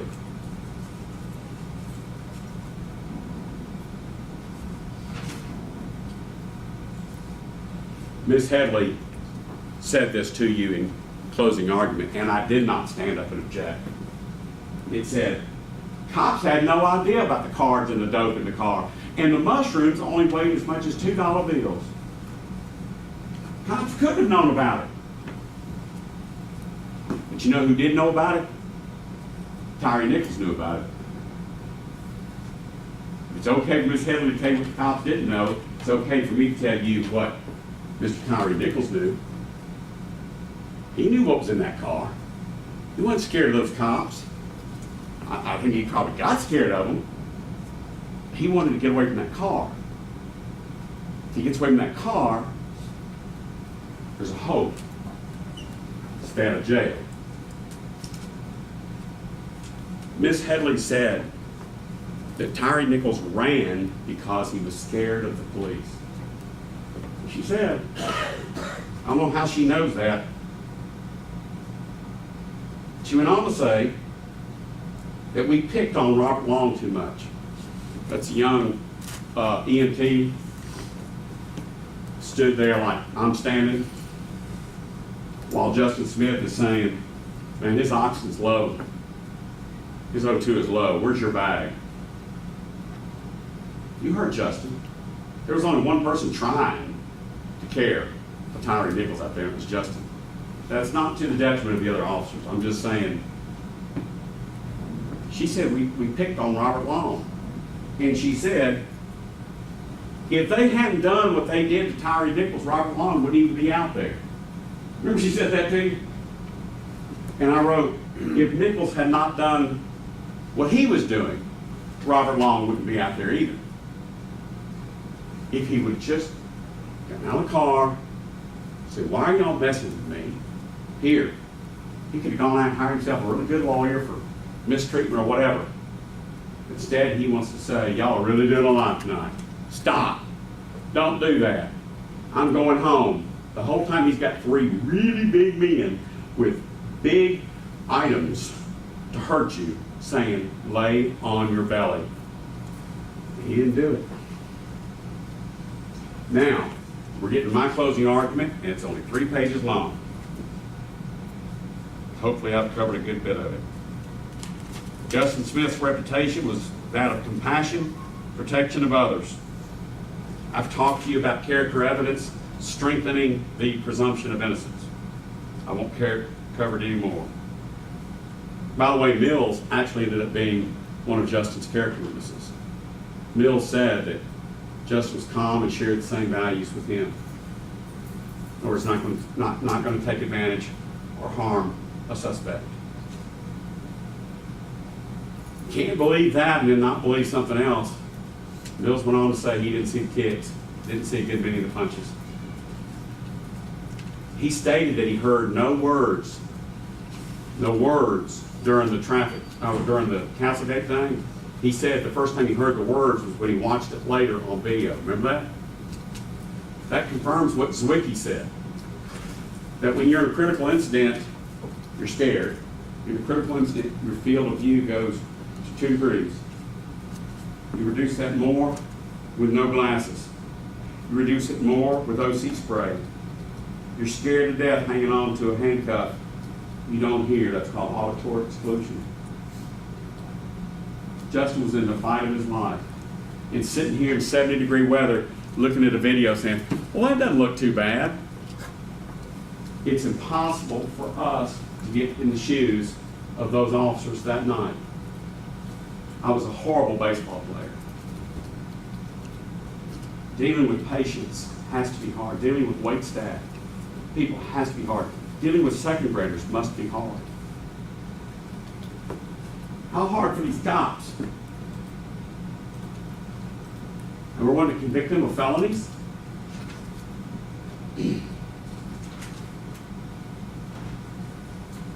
I told you a minute ago I was going to tell you the pages. In that big, long jury instruction, each of the 3 defendants, they go through the 7 charges and the lesser included offenses. I would tell you that Justin's charges, where you mark guilty or not guilty, is at page 72, page 75, page 78, page 81, page 84, page 87, and page 90. Page 72 is second-degree murder and the lesser included offenses. Please mark not guilty. Page 75 is aggravated assault. Again, please mark not guilty in the lower left-hand corner.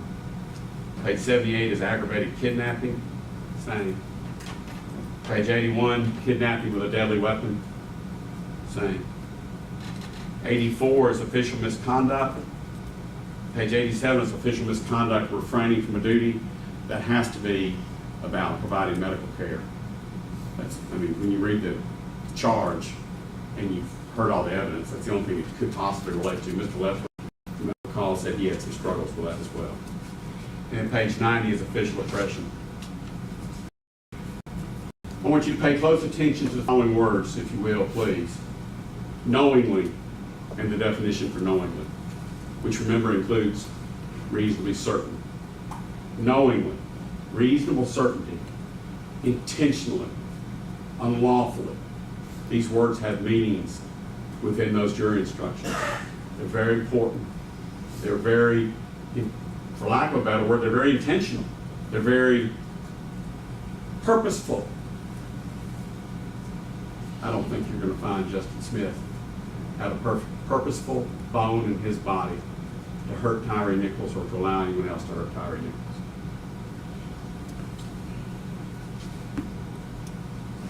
There's no way sitting in this courtroom looking at grainy video and pieces of moving body-worn cameras that Justin is guilty of a crime beyond a reasonable doubt to a moral certainty. Justin's character and his nature from these different witnesses, I ask you just to answer this in your own head. Would Justin hurt a suspect? Would Justin lose his temper? Would Justin allow someone else to hurt a suspect? Will he encourage or assist someone else to hurt a suspect?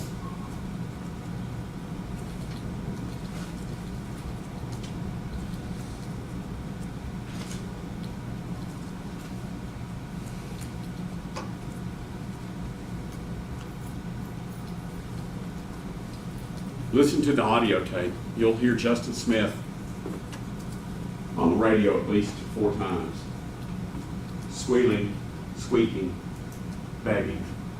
for more cars, more help. Send more cars. He's still fighting, send more cars. Justin Smith does this every night of the week. Justin Smith was probably for the first time in 3 years in OCU, scared about what was about to happen. But do you call other cops and other witnesses to come over and witness you breaking the law?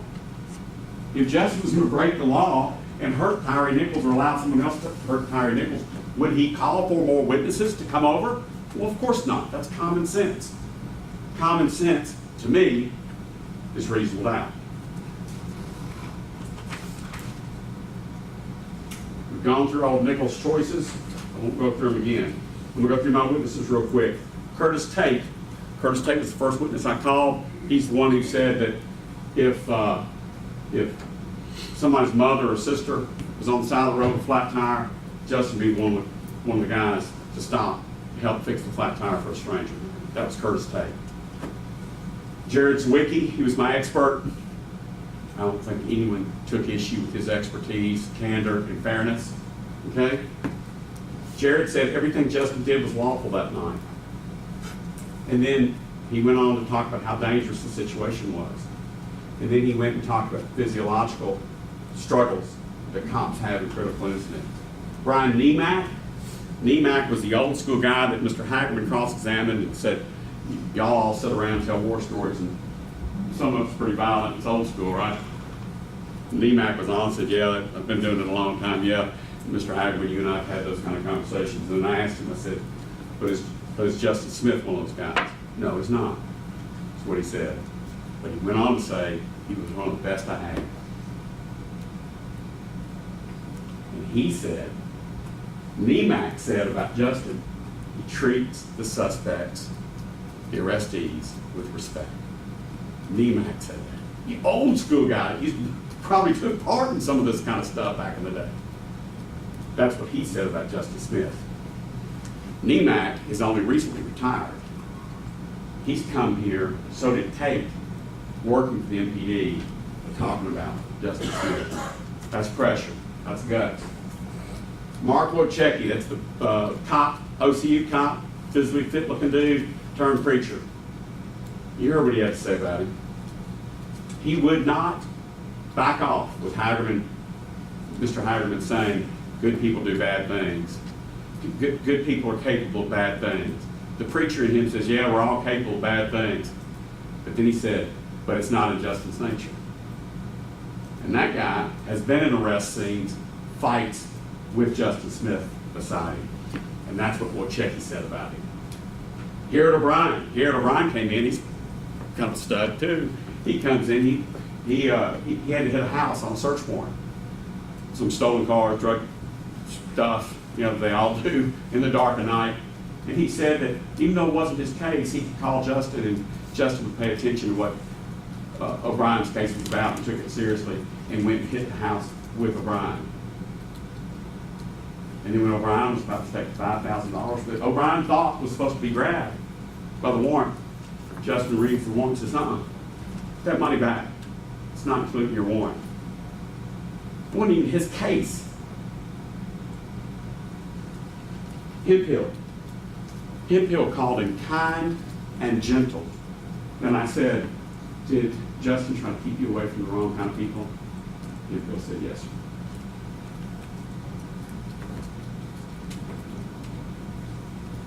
Desmond Mills, their client. He made fun of about how blind he was. But if Justin took his glasses off, he's blind as a bat. And this is not a dark street with OC spray in a fight for a handcuff. Mills, their witness, said that Justin's blind as a bat without his glasses.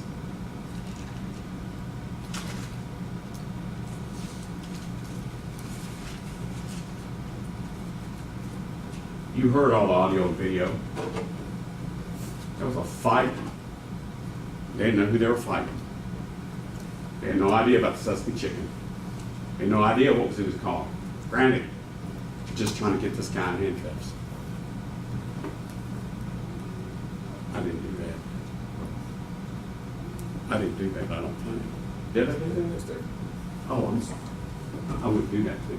Go check the box, not guilty, on those 7 pages I gave you, please. Return Justin Smith to his wife and kid. Let him somehow try to start his life over. Convicting him of a felony is not going to bring Tyre Nichols back. That is unfortunate. Any creation of God that leaves before its time is a tragedy. Tyre Nichols is gone. Convicting him of a felony will not bring Tyre Nichols back. Emmett Martin is in prison. I don't know any of us going to live long enough to ever see Emmett Martin back. Emmett Martin's in prison for what he did. Mills, he's already pled guilty. Do not convict Justin Smith of these felonies, please. Thank you for hearing me. Ladies and gentlemen, as we, of course, somewhat mentioned, within the law, anytime a person is charged with an offense, that particular offense has already built into it lesser included offenses or lesser crimes. When a person is charged with an offense, rather than list off every single offense that is included in the offense, they just are charged with the highest, and then everything within that charge is considered a lesser included offense. The court is the one that has elected which offenses are going to go before the jury for their consideration. This is not something that the attorneys in and of themselves make the decision. Ultimately, the court is going to be the decision maker, and what the law that is presented for your consideration is going to be turned over to you.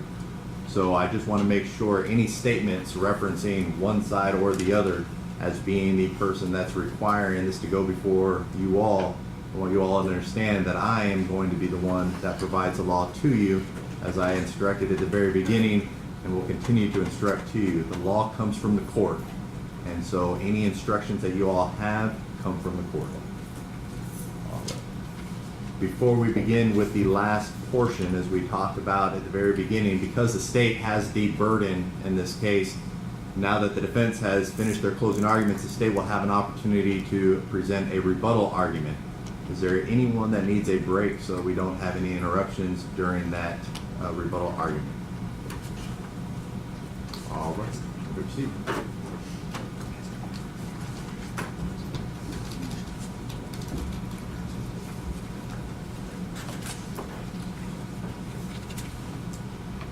Two soccer ball kicks to the head,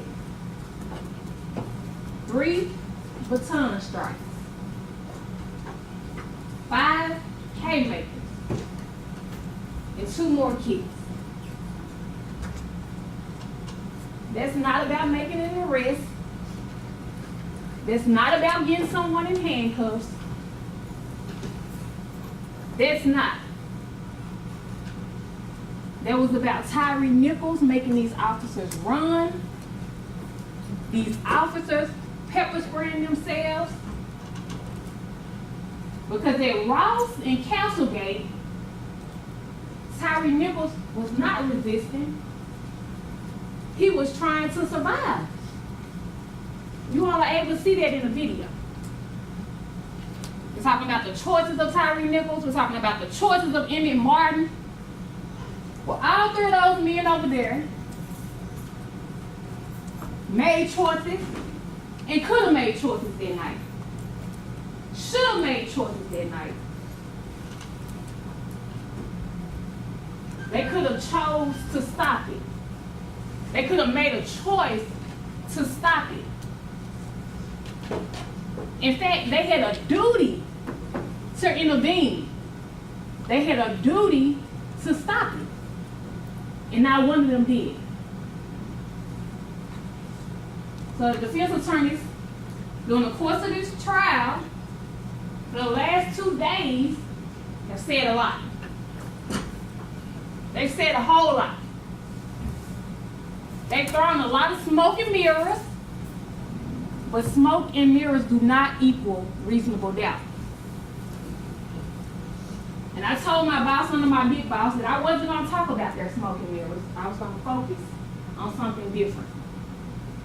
But some of the smoke does need to be cleared up, and some of the mirrors do need to be broken. And like Mr. Zumot, I'm not gonna talk about all the smoke and mirrors because it was a lot. But I am gonna hit the highlights, okay? So first, before we can get into anything, we gotta talk about this idea of a tainted investigation. We've heard that for days now. They said TBI and the district attorney's office and the FBI, the Department of Justice, everybody was colluding and working against these men. They will have you believe because TBI got involved and my big boss somehow was driving in Hickory Hill, January 7, 2023, saw these officers doing what they were doing and saying, hey, this is gonna be a great news story. That's not what happened. In fact, look at the policy, Memphis Police Department's policy. You'll have it with you. In cases where individuals are in custody and are critical or dead at the hands of law enforcement, TBI has to get involved. But that can only come at the request of the district attorney. So who knows about what happened to Tyre Nichols back on January the 7th, 2023? TBI doesn't. My boss not out riding. Miss Wells has collapsed on her son in the hospital. She's not calling my boss to make the call. Who knows? Who else is a part of this conspiracy? MPD? Is it reasonable to also believe that MPD made the call to my boss? Hey, we got somebody critical at the hospital doing an arrest. TBI comes and clears out their hospital scene. Because that's what Ms. Wells said happened. For those officers who rode in the ambulance with Tyre Nichols, who were still at the hospital at the time he was there, cleared out. And then a tainted investigation. But when TBI gets involved, give them what they want to believe is their best piece of evidence. These mushrooms and these credit cards. That somehow justify Tyre Nichols being beat to death. Mushrooms that were found in the trunk of his car. Mushrooms that you heard Dr. Ross say weren't even in his system. What did he have in his system? Alcohol. Well below the legal limit. I think it was 0.4 grams. I don't know, 0.04. But a tainted investigation. Smoke and mirrors. Let's talk about what this is not. Because we told you back in Chattanooga, this is not about a group of men who met on Flicker Street and said we're going to go out and kill somebody tonight. This is not even about those men meeting up at Ross and Raines or Ross and Castlegate saying, hey, we're going to agree to do something to Tyre Nichols. If there were the case, it would be a what? First degree murder case. Nobody is saying it. Would it also be a conspiracy case? Nobody is saying it. But what it is a second degree murder case, and it's a criminal responsibility case. And we're going to talk about what that means. And then the gun. Tyre Nichols grabbed Martin's gun, put his hand on his gun. You heard from Mills, later said it might have been my gun belt. All of it requires us to take the word of Emmett Martin. But we know, because we see on the video, 1 minute it's a traffic stop, 1 minute Tyre Nichols got out and took a swing, got on 1 minute. That's whose word we're supposed to take. You rewind the video of the traffic stop back. You tell me if you hear about a gun. But beyond that, if there was a gun, and if they believe that he grabbed the gun, which would justify and increase this situation, as the expert said, if that was the case, who was at Ross and Rains when that happened? We got Hempfield, we got Martin, and we got Haley. But guess what? Nobody got on their radio and put out, hey, yeah, pepper spray deployed. Yeah, taser deployed. Yeah, he's running this way or that way. Nobody got on their radio and said, hey, he went for an officer's gun too. I mean, wouldn't that be information that you want your fellow officers to know? If they're pursuing somebody who you believe is so dangerous, who you believe just overpowered, what was it, 700 some pounds of men? Wouldn't that be information you would want somebody to know if it was true? Smoke and mirrors.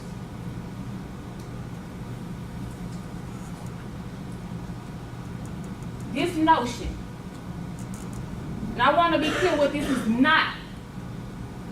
This is not an indictment against all police officers. This is not an indictment against police officers who get out, who do their jobs, who put their lives on the line. Nobody is saying it's not a dangerous job. Nobody is saying that it doesn't take bravery. No one is saying it. But because it's a dangerous job, does not mean that you are immune from making criminal decisions. So yes, we can talk about the language police officers use, the actions police officers use. Me and Mr. Hagman can agree to disagree about the verbal judo. And they snatching them out the car. I'm gonna blow your ass off. When they have them on the ground, I'm about to break your shit. We can agree to disagree. Okay, tough job, rough language, cool. Nobody is being charged for that. They have him on the ground. He's hurt now. Guns drawn. You about to get your ass blowed off. He's hurt. We about to break your shit. He's hurt. Pepper spray him. He's hurt. He, being Tyre Nichols, has hurt. Tase him. Well, what's next? What's next? Wait on him to pull the gun back out. He takes off running. Tyre Nichols should have just stayed there. He shouldn't have resisted. He shouldn't have ran. Okay, but he did. He ran.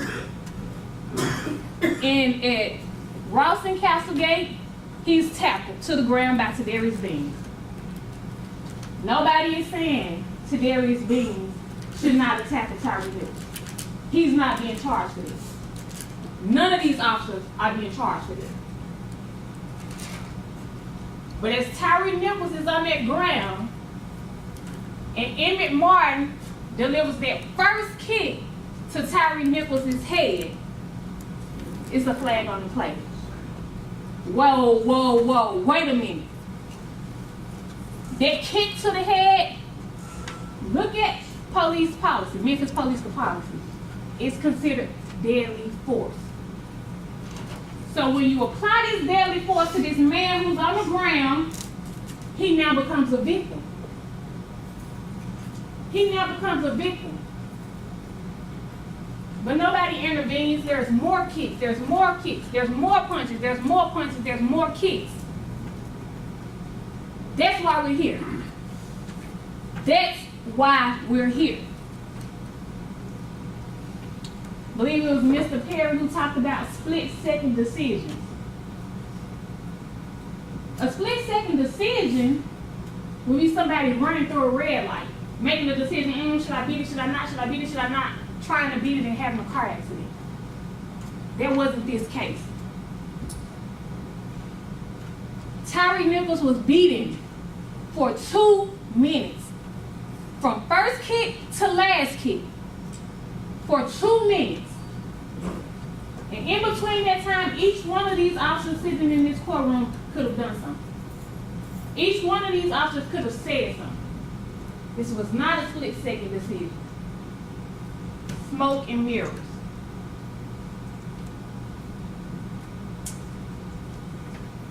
And maybe the best smoke and mirror of it all is this whole notion that these officers for just trying to handcuff Tyre Nichols. Tyre Nichols could have just put his hand behind his back, say, you got me, you got me. But when they first approached Tyre Nichols, what did he say? All right, all right, all right, threw his hands up. So how do we even get on the ground? But even when we're on the ground, you know that character witness who came and said and testified on behalf of Mr. Smith, who talked about the dangerous arrest he made with Mr. Smith, who talked about the person who had been pepper sprayed. He was on one side, another officer was on another side, and guess what Smith did? He grabbed his feet, and they were able to get him handcuffed. Guess what they could have did when Tyre Nichols was on that ground? They could have grabbed his feet and been able to get him handcuffed. But nobody said grab his feet. Nobody said, hey, it's 4 of us out here. You get one arm, I get one arm. Somebody stand on his feet. And to the very end, until the actual patrolman came in and grabbed his feet. That's how he got handcuffed. It wasn't because Haley and Martin kicked him again. It was because somebody out there had the sense to say that. And Justice Smith knew how to because he had done it before. This wasn't about trying to get him handcuffed. And we know that because we know witnesses have testified, defense counsels have gotten up here and said it repeatedly. When the handcuffs go on, the fighting stops. When the handcuffs go on, can't do anything, can't hit them. Well, isn't it reasonable to believe that these officers weren't trying to get those handcuffs on him because they wanted to punish him for running, because they wanted to punch him because they pepper sprayed themselves? Tyre Nichols didn't grab a pepper spray can. They're upset, they're angry. They don't want those handcuffs on. It's an illusion for the body cameras that are still on, the ones that people haven't took and snatched off, the ones that haven't fallen off during the scuffle. They're asking for his hands, but they have his hands. They're asking for his hands as 2 officers have his hands and he's being punched. This is not about trying to handcuff Tyre Nichols. But that's what they want you to believe is, my guy was holding him, so there is B, and Justice Smith just holding him, trying to get him handcuffed. They didn't have any intent to hold him so he can get punched in the head. Well, guess what that still sounds like, defense attorneys? That's still minimal facilitation of second-degree murder. That's not what this is. It's not just facilitation of second-degree murder, not just them holding his hands for him to get handcuffed. This is second-degree murder. And so how do we get to that? Because all week, up until now, all week what it's come down to is that those men could see what Emmett Martin was doing, could hear what Emmett Martin was doing, if they were criminally responsible for Emmett Martin's action. And all week, everybody has been trying to stay away from what Emmett Martin did, right? I think Mr. Leffler got up today and he read from you page 47 of your jury instructions that said, considering multiple defendants, you should give separate consideration to each defendant. Absolutely. Absolutely you should. But that goes along with criminal responsibility. You reconcile that with criminal responsibility because on page 58, where we're talking about criminal responsibility, it says the defendant is criminally responsible as a party to second-degree murder, aggravated assault, aggravated kidnapping, aggravated misconduct, and official oppression, if the offenses were committed by the defendant's own conduct, by Sedarius Bean's conduct, by Demetrius Hayes' conduct, by Justice Smith's conduct, or by the conduct of another for which the defendant is criminally responsible, or both. So we don't get to just throw away Emmett Martin. We don't get to just throw away Emmett Martin. Yes, we evaluate them separately. That means evaluate if Tadarius Bean was criminally responsible for Emmett Martin and everybody else out there. That means evaluate if Demetrius Haley was criminally responsible for everybody else out there, so along with Justice Smith. And if they were criminally responsible for each other, then they can be found guilty of second-degree murder. So the question is, and the question has been all along, did they see what happened and not intervene? One way we need criminal responsibility, not intervening. Did they assist in what was happening? Another way we need criminal responsibility. And I submit to you that they were doing both. So, the good thing about going third, the good thing about the more experienced prosecutors handling the majority of the case, is that I've been able to sit and listen and try to find the answer to that question that matters. The answer to that mystery question: did they see it? Did they hear it? Did they know what was happening and not intervene? I've been able to sit and listen to the audio. I've been able to sit and watch the video. And so I want to talk to you, because it's helped me talk to you a lot, about their acts. What they were doing that showed they could see what was happening, where their eyes were, how they were responding after the fact. Mind you, Tadarius Bean, Justice Smith, they didn't go dump water on their face. They weren't coughing like Kemp Hill. But that's just the things that they were doing. What about the things they said? What about the things that they said? Let's take a look at it. And as we take a look at all the things they said, I want to remind you of this language in the criminal responsibility instructions. The encouragement of the principal offender is enough. Let's start with Demetrius Haley. Mr. Leffler talked about how Demetrius Haley fell back at Ross and Raines when majority of the kicks and majority of the punches were happening to Tyre Nichols. Sure he was. But the problem is, by the time he got to Ross and Castlegate, Emmett Martin had already kicked Tyre Nichols for the last time, and he was done kicking. Go back and watch the video. Emmett Martin was done with the soccer ball kicks. But because Demetrius Haley runs in and says, beat that man's ass, what they want you to believe is the same type of verbal judo, or whatever it's called, that he was using on the first scene. He's not responsible for his kick, and he's not responsible for Emmett Martin's kick when he was done kicking. That reasonable? Is that reasonable? The problem, Mr. Leffler, is that on the first scene, when Haley was using that verbal judo, nobody blew Tyre Nichols' ass off. On that first scene, when he was using verbal judo, nobody broke Tyre Nichols' shit.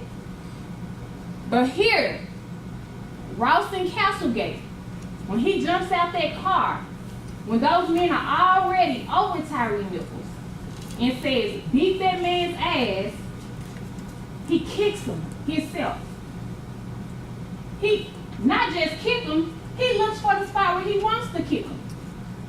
And I know the defense wants you to believe he kicked him in the shoulder, but you watch the video. You tell me if it was the shoulder or he kicked him higher up in his face and neck area.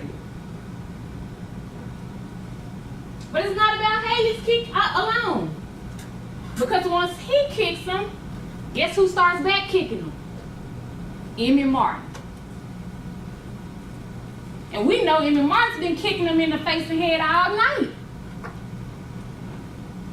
So Haley is responsible not just for his kick, but for that kick by Martin. And even if he wasn't, kicking him, Haley wasn't kicking him in the head. Did you hear him tell Emmett Martin to stop? Did you hear him say, hey, don't do that? Did you hear Haley try to intervene in any type of way? You did.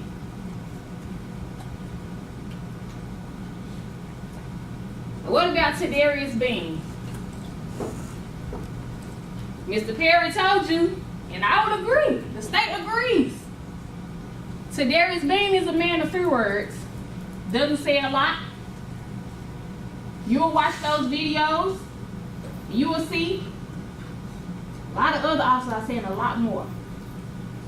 Tadarius Bean hardly says anything out there on the scene. But the one thing that he does say lets you know he saw what was going on. He was aware of what was going on. Emmett Martin is talking about those haymakers he was giving Tyre Nichols. Talking about how he was rocking Tyre Nichols. And what does Tadarius Bean say? He was eating them hoes. Talking about the licks. Desmond Mills told us that.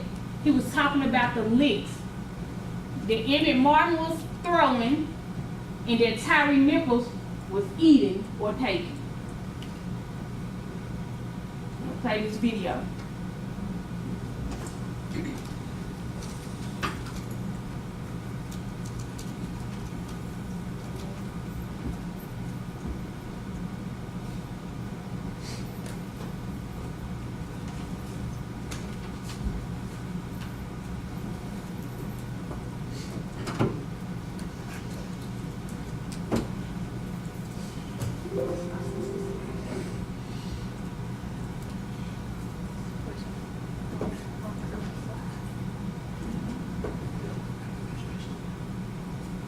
I'm gonna play it one more time.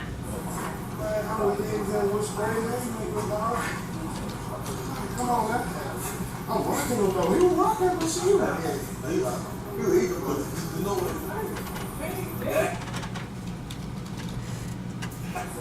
Man, I don't think that was crazy.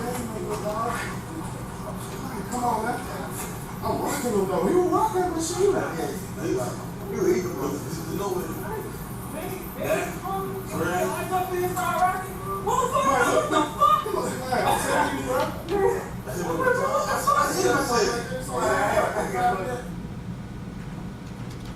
He was eating them hoes. Talking about the licks Emmett Martin was throwing, that the licks that Tyre Nichols was taking. And even in that clip, you see him wide-eyed, it's like he is in the courtroom. Not closing his eyes, not wiping his eyes, not nothing. They're showing that he's affected by the pepper spray that he says was blinding. Nothing. What about Justin Smith? Well, unlike Tadarius Bean, Justin Smith had a whole lot to say that night. He had a whole lot to say that showed he wasn't experiencing tunnel vision. He could hear, he could see what was happening. Mills' body-worn camera.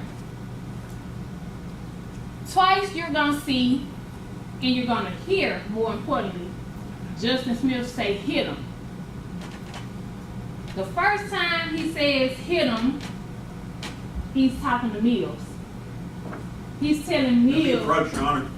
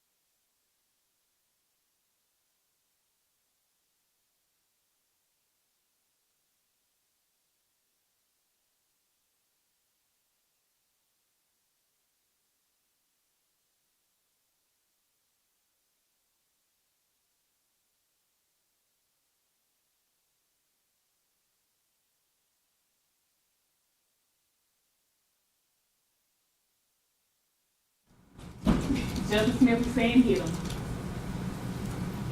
First time he says hit him, he's talking to Mills. Mills has taken that baton out. Tyre Nichols, because you can hear it on the ground, is trying to get up off the ground. And when Tyre Nichols does get off the ground, because they've made a big point this week and last week about how Tyre Nichols was not responding to the spray. Tyre Nichols was not responding to the baton strike. You're gonna see on that video, Tyre Nichols responded to the first baton strike. He was trying to get up and run. I've been kicked twice now, hit with the baton. I'm trying to get up. As he gets up, Bean having one arm, Smith having one arm, Smith says hit him again. And this time, you're gonna see Emmett Martin hit him right after. He's talking to Emmett Martin. You got to get your motherfucking ass. Watch out. I'm gonna tie the fuck out of you. Get the fucking ass. Watch out. Watch out. Get the head. Get the head. Get the ass. Watch the cover. Watch the cover. Watch it. Get your fucking ass.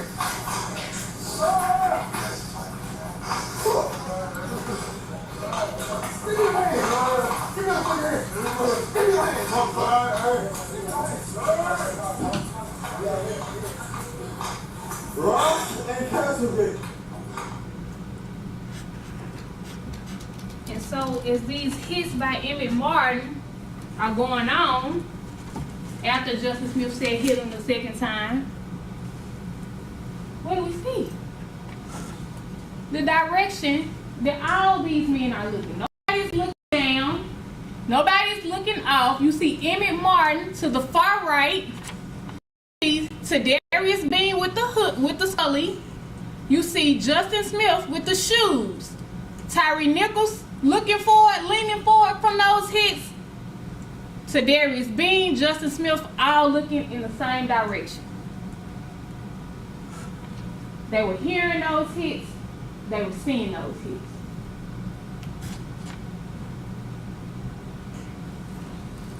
Same eyes. But they want you to believe that Tadarius Bean and Justin Smith are looking down the entire time. But that's Tadarius Bean looking up Mills' body worn camera. Not affected by pepper spray. Not blind. Seeing those licks. Hearing those licks. What else did Justin Smith say that night? I hit that man with so many pieces. Bean was rocking. I jumped in and started rocking. And after this is over, we're not done, but after this was over, those fist bumps, that encouragement that Miss Hanley said these guys were giving each other, you the real MVP. You press play, Miss Hanley. Hey, you good, bro? You the real MVP.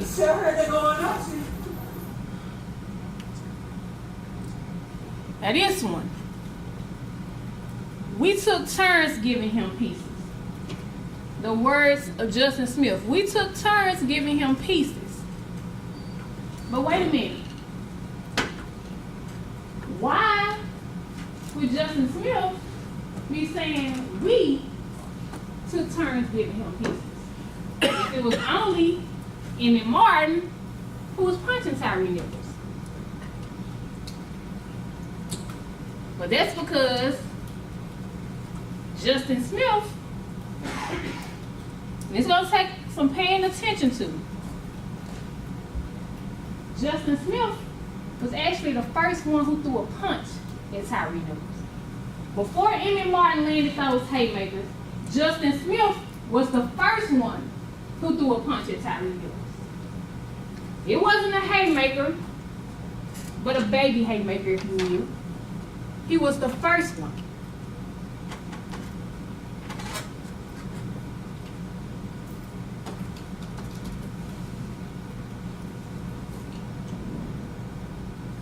See him with Tyre's hand? Watch their hand right there. And Mr. Perry had it on his diagram yesterday. I don't know if anybody caught it.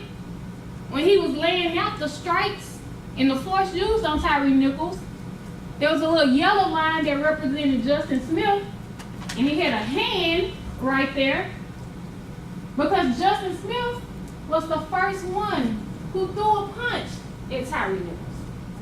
And after that, you see all the big haymakers by Emmett Martin. But this last scene, it's gonna take you to take that jury laptop, and it's gonna take you to plug those speakers up to that jury laptop, and it's gonna take you to listen closely. Because this audio was captured on their body cam. And it was captured after Emmett Martin was going around telling everybody to take their body cameras off. Some of those body cameras on the cars, squad cars, Justin Smith's body cam in his police squad car. So you weren't supposed to hear this. But if you listen, Justin Smith says, I seen Martin, whop, whop, whop, and I said, just fall. Now we're gonna come back and talk about this when you all finish listening.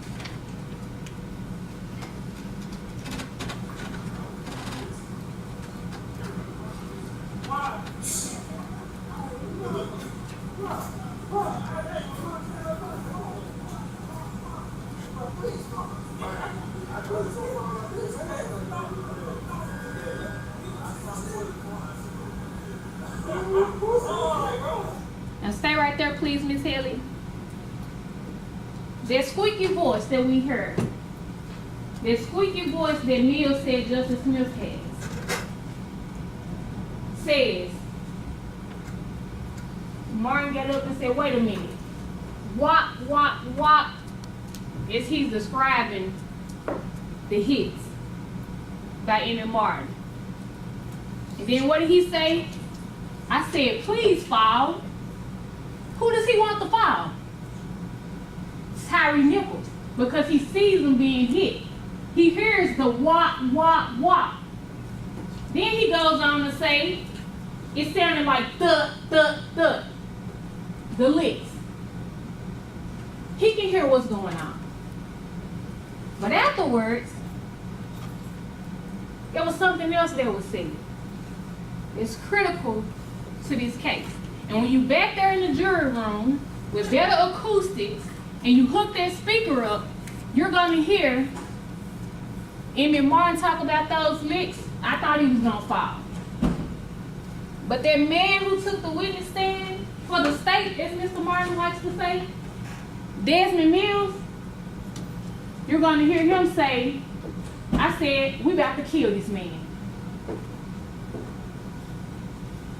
So why would Mills, who hasn't thrown a punch, who hasn't kicked a kick,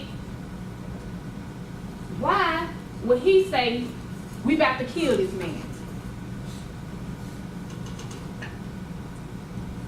After all the deadly force used against Tyre Nichols, this police officer, who understands or should understand criminal responsibility, he doesn't say Emmett Martin is about to kill this man. He doesn't say Haley is about to kill this man. He doesn't say Justin Smith, we're all out here together, we're all in this together, we about to kill this man. Play it one more time, Miss Haley.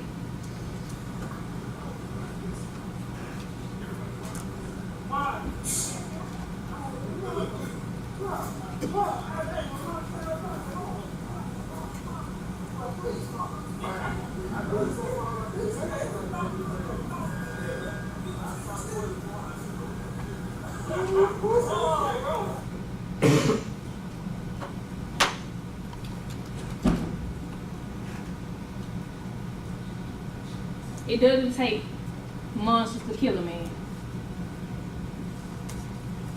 doesn't take monsters to kill a man. All it takes is 2 soccer ball kicks to the head, 3 baton strikes, 5 haymakers to the head, 2 more kicks, and nobody's saying stop. Nobody's saying don't do it. Nobody's saying grab Emmett Martin. Because that's the question. If they seen it and it was excessive, which every expert who took the stand said every one of those punches and every one of those kicks were excessive force. One said not justified.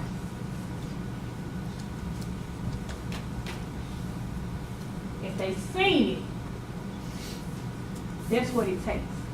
Not one person saying stop. Not one person saying grab Emmett Martin.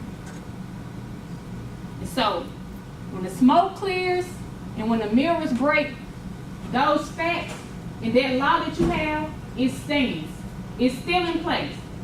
And when we were back in Chattanooga, I went last then, and I stood up, and I said, you all had one job to do when you got here to Memphis. You all had one job to do when you got to this dangerous city. You all got one job while you're here. And that's to follow the facts in the law. To follow the facts in the law. Those are the facts. You have the law. And if you follow the facts in the law, your mind can rest easy, beyond a reasonable doubt. Enough to let the mind rest easy. If you follow the facts in the law, your mind can rest easy that there sits 3 men who are criminally responsible for the murder, the aggravated kidnapping, and the aggravated assault of Tyre Nichols, as well as official misconduct and official oppression. Find them all guilty as charged of every charge. Thank you.